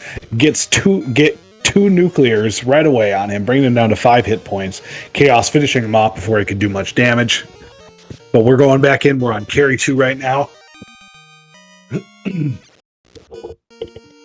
So let's talk about preparation. We talked a little bit about it before, but Chest Jerk, how much practice on this flag set did you do before coming in tonight? I probably ran about 8 to 10 seeds, if I had to guess. I know I haven't been keeping up with all the derby practice. I missed the last 2 weeks, I think, because I have just real life stuff always gets in the way for me. That's one of my problems. But I definitely felt like after doing well in the first week, I thought, maybe you should try a little bit harder. Maybe you can do well with this. So I played 8 to 10 seeds, I think. Definitely didn't have a seed like this, so that was interesting to try to, because I know I saw somebody who and there's been talk about it in the Discord about going solo ninja, and I thought, that's an interesting thought. So I tried that out once or twice and had some success, but I don't think I'm advanced enough in this randomizer to go that route, especially on stream and just flail about for an hour and a half. I wasn't ready for that. Yeah, I wasn't. And given how the seed played out, they're saying it was easy, but no, I don't know. That's beyond my ability right now. So, but the solo, in any case, the solo ninja is where the problem runs into is you only got a 50-50 shot to get fast. It paid off this seed, but if you don't get that, you are just a huge deficit for that. Yeah, you could be level 50 and swinging something, but a lot kind of has to go your way. It's definitely one of those. When I was talking earlier, let's take our time machine, go way back an hour and a half. I said I love taking the Ninja Rainbow because it is the best average party that's going to get through this. Not the fastest, but it's going to be consistently successful. The Solo Ninja just widens the parameters. So if the average run on a Ninja Rainbow is going to be, for this one, an hour and 20 minutes, that Solo Ninja is going to be anywhere between, 1 hour and 2 hours. It just kind of widens that. I think you mean 1 hour and variability. forfeit, sir. Yeah, 1 hour and forfeit. That's true. Bajamano, same question. How much preparation did you do for this week? I think 8 or 9 seeds. A couple. I don't think I ran any of the races that popped up on the Discord, but I grabbed some of the flags and did some asyncs to compare times, and then did the Monday race yesterday. So similar to what I did for week 1, I think. Yeah, it's just really useful. You kind of see all the different perturbations, try some different parties. Ended up coming back to a bit more of a safety party with having the white mage in there. You just alluded to it. Just reduce variance a little bit. Try and keep towards the top. So. Well, we're going back to the stream quick. We have Iron Rusty who is grinding on those worms. Iron Rusty brought a black belt. So we're working on getting that black belt up right now. We have all 4 characters that we're taking this grind. Let's see the levels quick. I think that's about 30. That's pretty good. Walls of Jericho, though. However, now we are on Tiamat 2. We have a full party up. Tiamat cast Lit 2. We are, let's see, we're swinging, we're bracking, we are fading, and we are also bracking. Let's see if we can get a cheeky brack. Leaning the style into that points. 3. That 3 and 256. Well, it's better than 11 hits for 43 damage, which we saw on that ninja, so. Yeah. Quick off-stream update, because we have had a few other folks finish up. Third place, Bryce, with a time of 1 hour, 29 minutes, 17 seconds. Fourth place, 4x11GD, with 1 hour, 29 minutes, and 37 seconds. So 20-second difference there. Very nice. Phoenix 29 coming in 5th place at 1 hour, 30 minutes, and 2 seconds. So another 25 seconds there. Very nice clustering there. 6th place, J-Man, 1 hour, 37 minutes, and 8 seconds. And Tybalt 2010 at 7th place with 1 hour, 38 minutes, 26 seconds. Still have a few runners going at it, as well as the ones that are on the restream here. Yeah, so GG's to all those runners. We still have, Iron Rusty still doing this grind. We're going to see how far he takes it. Walls of Jericho just taking out Tiamat 2. We've got all 4 party members. We are headed to Chaos. And hopefully we don't get the same luck that we saw on the first time, which was literally nuclear, ick. Yes. Very ick. I think Inferno finished us off. It could have been Inferno, could have been a punch, could have been a lit too. I mean, it was. It was. we were not feeling that great. That's hilarious if Chaos has Inferno. As for as long as I fought Chaos, I never saw Inferno. I think in the winning Inferno battle, in the winning and battle, I only Blizzard. saw one nuclear, I think, so that's probably why. Yeah, so it ended up being nuclear, Blizzard, Inferno, I Oh, believe. jeez. Yeah, I got lucky. Or He just maybe kind it of was decided nuclear to. Blizzard, He I don't decided to remember. try to punch me for the rest of the battle and failed miserably.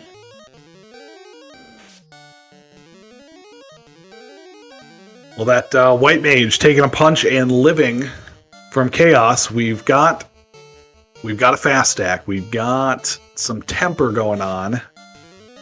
Misses the ninja. Oh, we're casting Fade, 102 damage. We know that this chaos has somewhere around 2,000 hit points. 603 damage already. Come on, Walls of Jericho. Nuclear comes out, high rolls. Oh no. 10 hits, 400 damage, a temper rolling out, but that's not going to be great. We're at 126 hit points on the ninja, 122 on the red mage. 963 damage, I think that was. Come on, we need some turn order here. You don't have any nukes left. Nuclear comes out, high rolls again. We're wiped. Oh, That was nothing such a you can good do about looking attempt. Brutal. That was such a good looking attempt. You've got a 30 ninja, a 25 red mage, and now, all right, the white mage and the black mage are a little bit low on health. The white mage was sitting in danger territory, not healing during that attempt.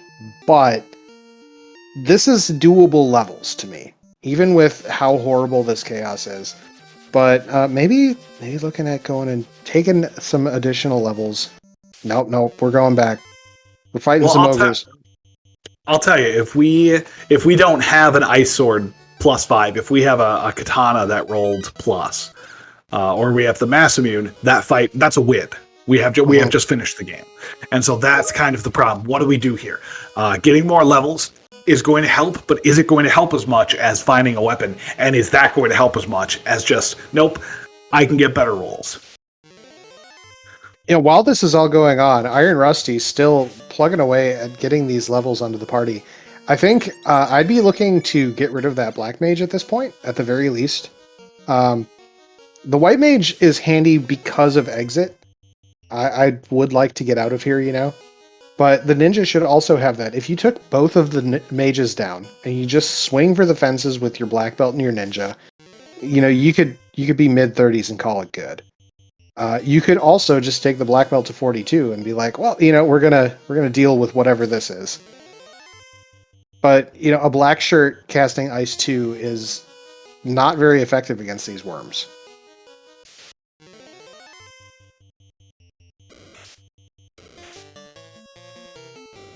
We are 35 on several of our party members, and we're out of there. I would have liked to see it taken to 37, but that's personal preference. You and your prime numbers. I approve of the prime numbers. But I had something really interesting to say. Oh no, so we got a little time here. We're still going through a little Temple of Fiends. This is a perfect time to talk to our runners about themselves. I heard something interesting about you, Chess Jerk. I believe what was that game that you play? That is Zelda 1 Randomizer. Oh yeah, of randomizers, and I heard you're pretty good at it. I've been playing it now for a while. I've probably about 5 years now. Boy, time just flies by. And you were in the most recent SpeedGaming tournament, right? I sure was, and I won every game except the last two. I know how you feel. A good way to get second place, because unfortunately I needed to win one more and didn't quite make it. But it was definitely, I went above and beyond in my opinion, given the class of the field that I faced. But to go, I don't know, what was it, 8-0 or so, all the way to the finals was quite an accomplishment that I wouldn't have thought I would be able to pull off, and came within 1 minute on the last two seeds of winning the whole thing. So, I mean, can't argue with that. But, well, that is amazing. I don't like when people are good at multiple games. It makes me feel inferior. So I can appreciate someone who is good at Z1 Randomizer as well as Final Fantasy Randomizer. Is there anything you can't do? Oh, play Final Fantasy 1 Randomizer. Definitely. Not yet, at least. I don't put myself anywhere near I haven't been playing it very long. I dabbled in it probably, I don't know, a year or two ago, but nothing serious. Like I played the original game way back in the day. It's always interested me. So to get into the randomizer has been interesting so far. It's definitely not anywhere near like Zelda 1 randomizer. It's a completely different kind of things you need to think about.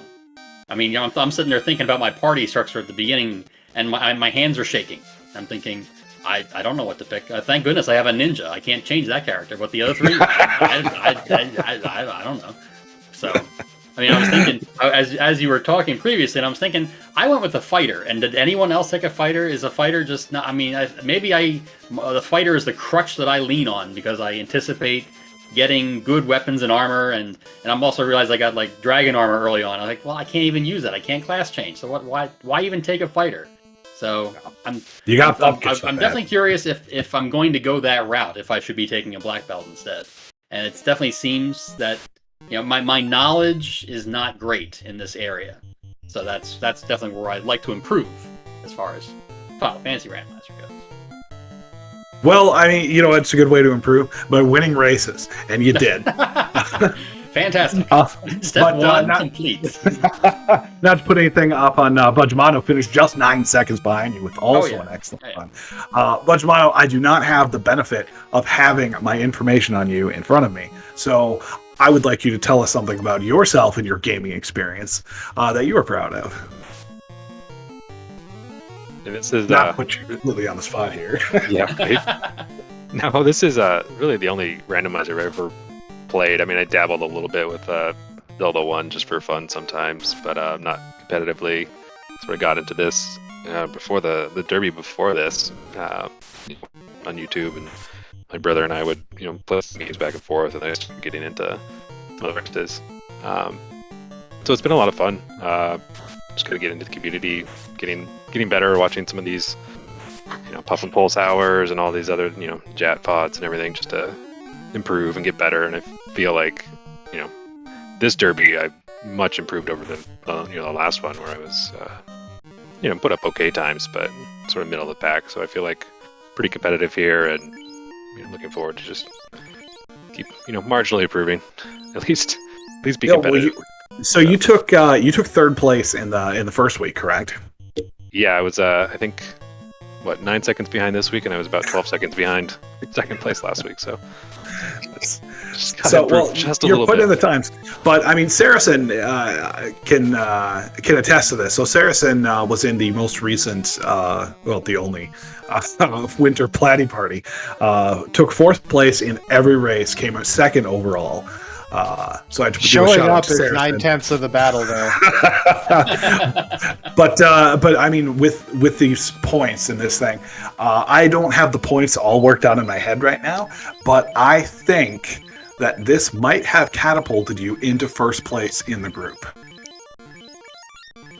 I would be very surprised if that was not the case. Yeah, I haven't run that night either.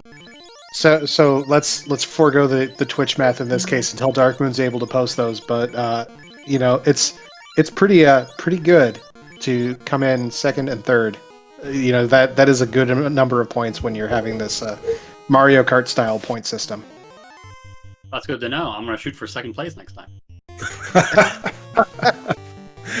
The goal is to get through these 4 weeks and place either first or second overall, so you can make it to round 5. Both of you have a very good shot of being in those slots.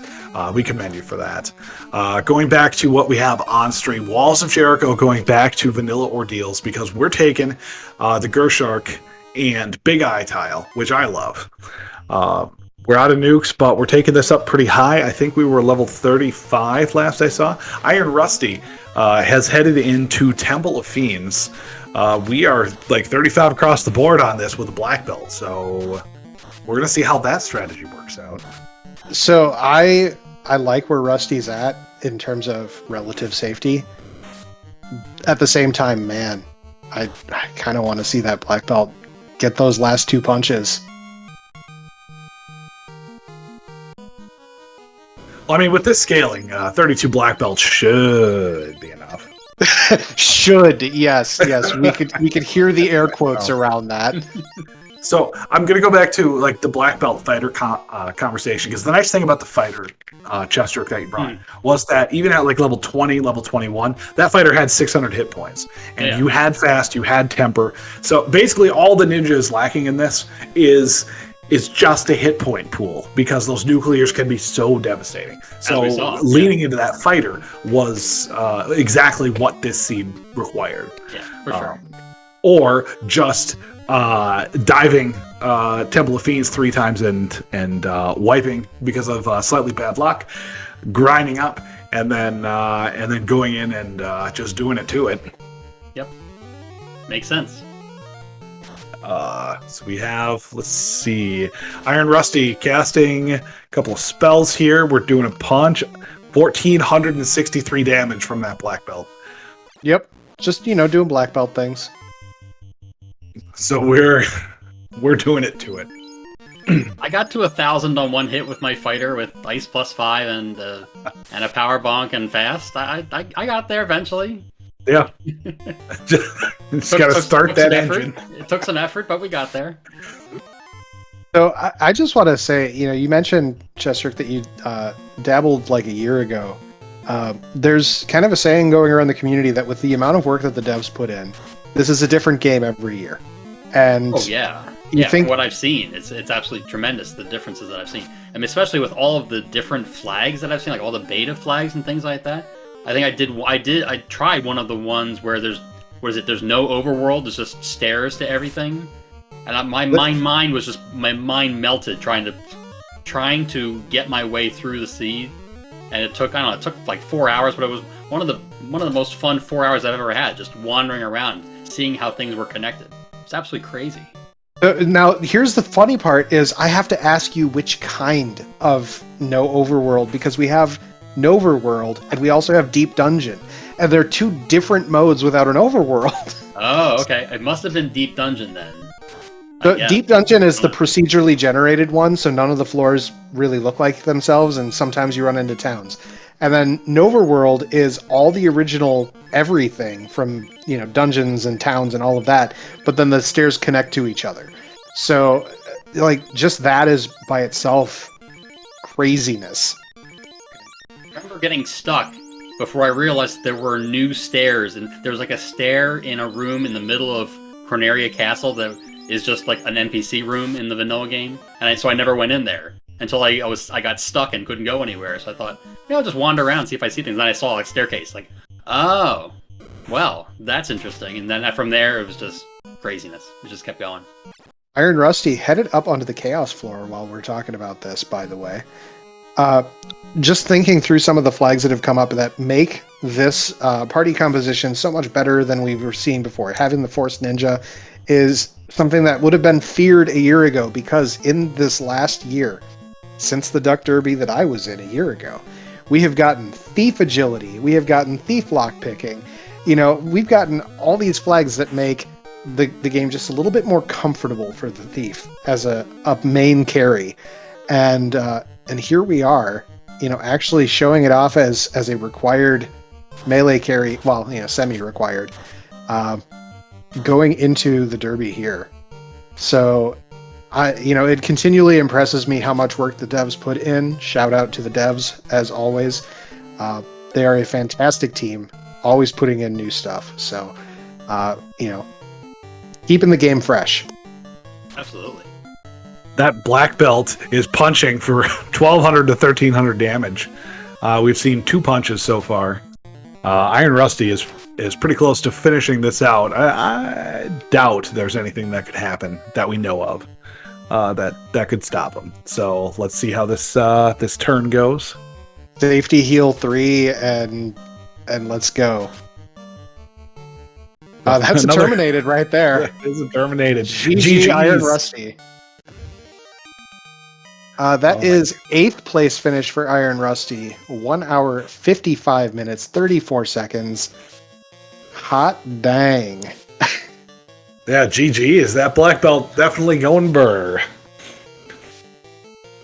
Meanwhile, I just want to say, Walls of Jericho really leaning into leveling this ninja up. 7 hits out of this sword. That tells me high 30s, maybe low 40s. That's a lot of hits. You know, sometimes when you bounce out of Topher, you see a bunch of bad things. Yeah, we're at level 41. That is the perfect prime number to stop at. So and yet, 400 or was it 562 hit points? That is the great weakness of the thief / ninja, as Jat has put it, the weakness to non-elemental damage. just getting blasted. I cannot fault this because once you've wiped out a Temple of Fiends, half a dozen times, your answer is to either find a better weapon or get levels. And at that point, I just don't want to do Temple of Fiends anymore. I just want to be done with it. I'm going to go up to 50, and I'm going to say, you know what? If I can't complete it now, then this is obviously a Danny seed. That is my train of thought. I don't know if we can. I think we're going to get up to 8 hits. I love it. Now, another reason why I like going to 50 here on this would be because we hit level 41, say, at the 156 mark. It's only going to take us about 3.5 minutes to get up to level 50.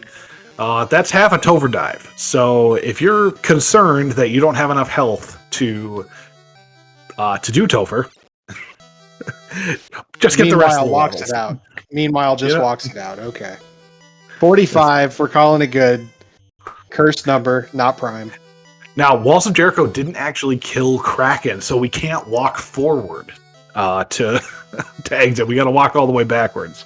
Well, you could, but then you fall into the great trap of having to fight Kraken on your way out after a grind. Goodness. I mean, I'm glad I'm not the only one when going reverse out of there, taking the wrong turn on the second floor. I do that all the time, especially when you do when the floors are flipped. I always go the wrong way on that floor every single time. Horizontal flip is the bane of my gameplay. Yeah, too much muscle memory. Well, Iron Rusty, I see you joining in chat. If you're unable to, you can join us in the booth. You should have gotten an invite for that. Otherwise, you feel free to answer in chat questions about what you were feeling with this seed, and specifically why you decided to pick the black belt and how that kind of affected your gameplay.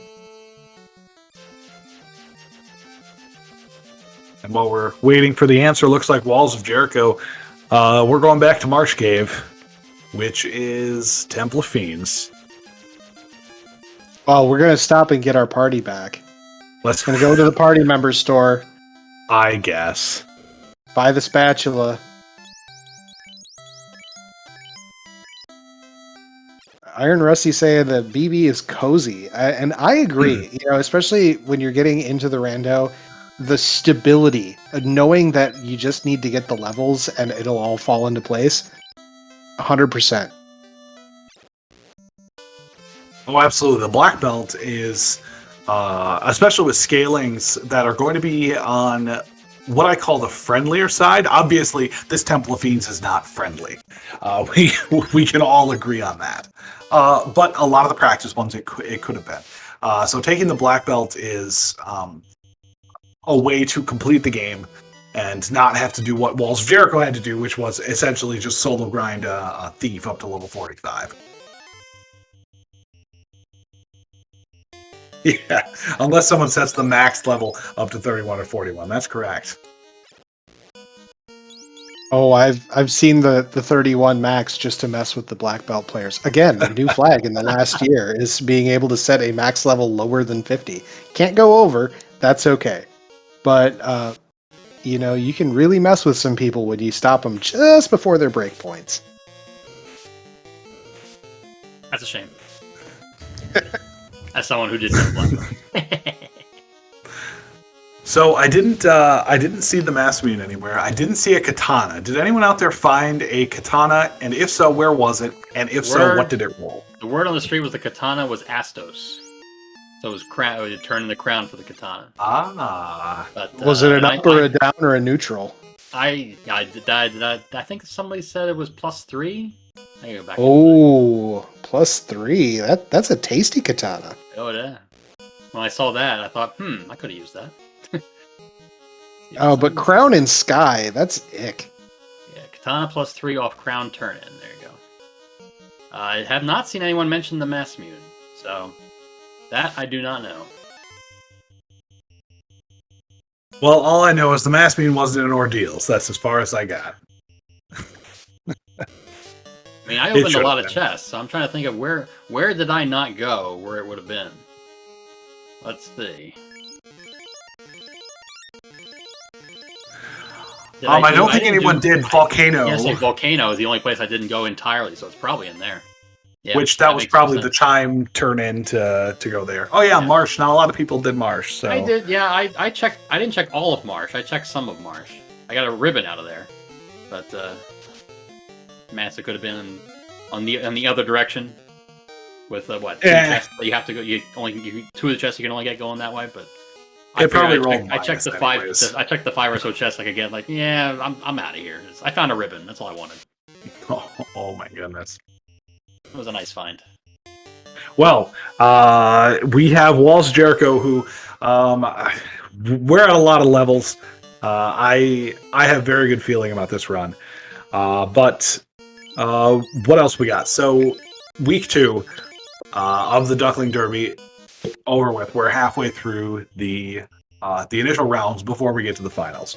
You don't have to share any secrets or anything that you do that you don't want to, but we'll start with you, Budgemano. What kind of preparation are you planning for over the next couple of weeks to try to get yourself into the final round? What the week 3 flags are? Because I have no idea. and there we have it. You stole my answer. I'll do a couple races. I'll try and make sure I either run some races on the Discord or sort of grab the seeds and run it async so I compare my time, make sure I'm calibrating myself right for how long it should be taking to finish these flags. So just practice a couple and then you just got to do it. Well, I'm gonna give you the quick spoiler on week 3. Remove floater is checked. Uh-oh. Speed vote is on though, I hope, right? Oh yeah, Not yeah. that evil. I mean, we didn't have the It floater. might for be. we didn't have the floater for at least the first 35 minutes in this seat, so it Right, was yeah, almost it like might this as well week have been. anyway. Yeah. But I I was ready to just sail everywhere. So I really liked your answer on that. So they're in the Discord. By the way, join the Final Fantasy Randomizer Discord. It's a lot of fun. What else can I say about it? So we do async races, and also we have pickup races. So when there is a pickup race, even if you don't have the ability to run it, you can always spectate it, grab the seed, and then run it later. And kind of compare your times because they'll post the race results in the Discord. So that is another good way. If let's say you get a Caleb ping at 9 o'clock in the morning and you're at work, you can run it when you get home, or you can run it the next day or whatever. Just try to stay out of the spoilers so you don't exactly know what's going on. Balls but of Jericho that's with the terrible luck here, by the way. You see oh that? my! I The did not. White Mage Magnet puts the White Mage in slot 4. First turn, Kraken tentacles that White Mage into the dirt. I know that feeling. That was my first wipe. I intentionally put the white mage back there and used the white shirt, and he hit the white mage for almost exact damage. Like, yeah, thanks. Yeah, I'm Gross. resetting. Thanks a lot. Well, Walls of Jericho still has a level 40 something ninja, 45 ninja, so we're feeling fine. Chest Jerk, then same question. It's alright if you have the same answer. Yeah, Or it's a pretty much gonna be the different same. He stole my answer, so it's okay. But no, I'll definitely take a. I mean, I've tried just reading the flags. I don't learn by reading the flags. I learn by by doing seeds, because there's a lot of things in there that are not obvious just from looking at the flags, because there's so many of them. So the way I'm learning is I'm just doing practice seeds, and that's going to be That's my perfect. best way to do it for sure. Now, let me tell you both what the correct answer was to that question. And it was, I'm focused on week 2 right now. I will be focused on week 3 next week. That's too obvious. You can't do that right. Yeah. The very quarterback in your American football. How are you preparing for this? Well, I was focused on the previous team. Basically Defy every anyone press to conference ever. find defy anyone to find any answer given in that setting that's anything besides that. You're not allowed to give a truthful answer. Otherwise, you're a rebel. Oh, it was a gimme. Walls of Jericho. We've got 2 party members. We have a pocket full of dreams because we are level 45. We are nearly double the levels we're more than double the levels that Budgemano was when he first entered Topher. We got 586 hit points. Nuclear rolls out, kills the Black Mage outright. We're at 418 hit points. Chaos misses. We're power bonking. 173 damage from a crit, 245 damage. We're fasting. Nuclear rolls out 200 damage. We've only got 45 hit points left, but we might have gotten through the worst of it. 12 hits, 880 damage. 2 more swings is what we're looking at. 719 damage. We're halfway there. 912 damage. Chaos still swinging a miss. 45 hit points left. A 4th hit and a miss in a row. 537 damage is going to come down to turn order on this. Chaos misses. 660 damage from the knight, or from the ninja. And we got a GG. 45 hit points after getting nucleared, punched, and nucleared. Oh my goodness. So, 45 hit points, level 45. I think we know what someone's number is. And exhale. And unclench. That's it. There was a Walls fair Jericho. amount of in the seed, you Oh, know? yes. Oh, yes. Is that 45? Wasn't that Michael Jordan's second jersey? Second jersey, yep. That's correct. See, sports ball. That's what we talk about here at Final Fantasy Randomizer.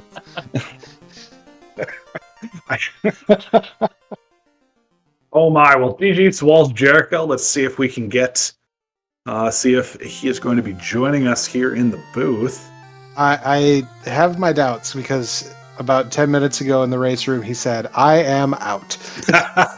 Well, that's fine. This was a slobber knocker of a seed. That's going to be the word that we're going with. That's a good word. I like that word. So we're gonna go around the table with what we got here, give out some final thoughts, and then I'm gonna hand it over to Saracen to talk about the schedule that we got going on for this week, and then I think we're gonna be done. So Chest Jerk, first place finish, excellent time, excellent execution. Your final thoughts on the seed, the derby, anything else you got? I think we covered pretty much everything we had, and I'll just thank you guys for the commentary and for the tracking and everything, and we'll see you next week and see if I can do it again. Not likely, but we'll try. Thanks a lot, guys. Second place on stream and overall, Budgemano, just a couple of seconds behind. Same question to you. Final thoughts? Really like this flag set this week. The thief agility buff is, it's pretty fun to run with it and have that thief in front and just be able to fly through everything, run from everything. So it's I think it's definitely changed my mind on bringing a thief in the future. But yeah, just really appreciate everybody on stream making this happen. Everybody working on the Duckling Derby. So it's been a lot of fun and really glad to participate. Looking forward to the next few weeks. My goodness. Well, good luck to the both of you. Very impressive run on this. This was very difficult. Like I said, I can't say that enough. Finishing this sub 90 minute is a remarkable accomplishment. Pat yourselves on the back, but get ready for week 3 with the no floater. That's going to be a game changer. Iron Rusty, I see you out there in chat. If you have any final thoughts, feel free to post them in chat. Thank you for volunteering for the restream. You did an excellent job. Keep up the good work. Walls of Jericho, you got a tough beat there, but you stuck it out. And I, for one, appreciate the heart that was put into that. You knew what you had to do. You leveled it up to 45, and you made it work. So GG's to all of the runners tonight. Do we have any other finishes while I was going in here? We have Argath finishing 10th place. Coming up a little bit into the future. And IB Karma, unfortunately, forfeited probably after wiping out Topher a couple of times. So GG's to everyone in this. And with that, I want to thank SpeedGaming for hosting us. Of course, thanking Wout and Automata Habit for tracking for us. Excellent. Thank you, chat, for your interactions. And thank you, Saracen, for a lovely evening. We've had some laughs. We've had some good times. We've been able to talk to two of the premier newer players in Final Fantasy Randomizer. I think it's overall been a pretty good day. Yeah, we even had a few. We even had a few jump scares in there just to throw, some spice in the mix. So, looking at our schedule for this week, we have a Thursday community race that is 10:30 Eastern. That information is posted in the Discord, including the flags. Saturday is our usual RN Kylo hardcore race if you're interested in trying out some of the more difficult and challenging flag sets that we have out there. Our next Duck Derby race, Group 2, coming up Sunday night, 6 p.m. Is that going to be an RPG limit break? And then we will be heading straight into week 3 of the Duck Derby on Tuesday.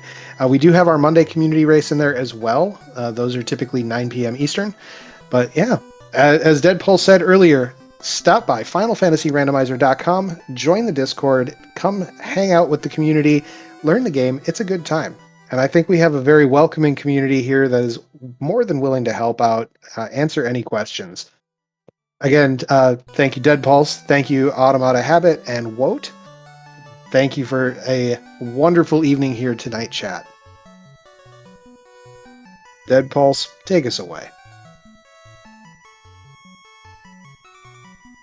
Oh no, I muted for a second as I was typing.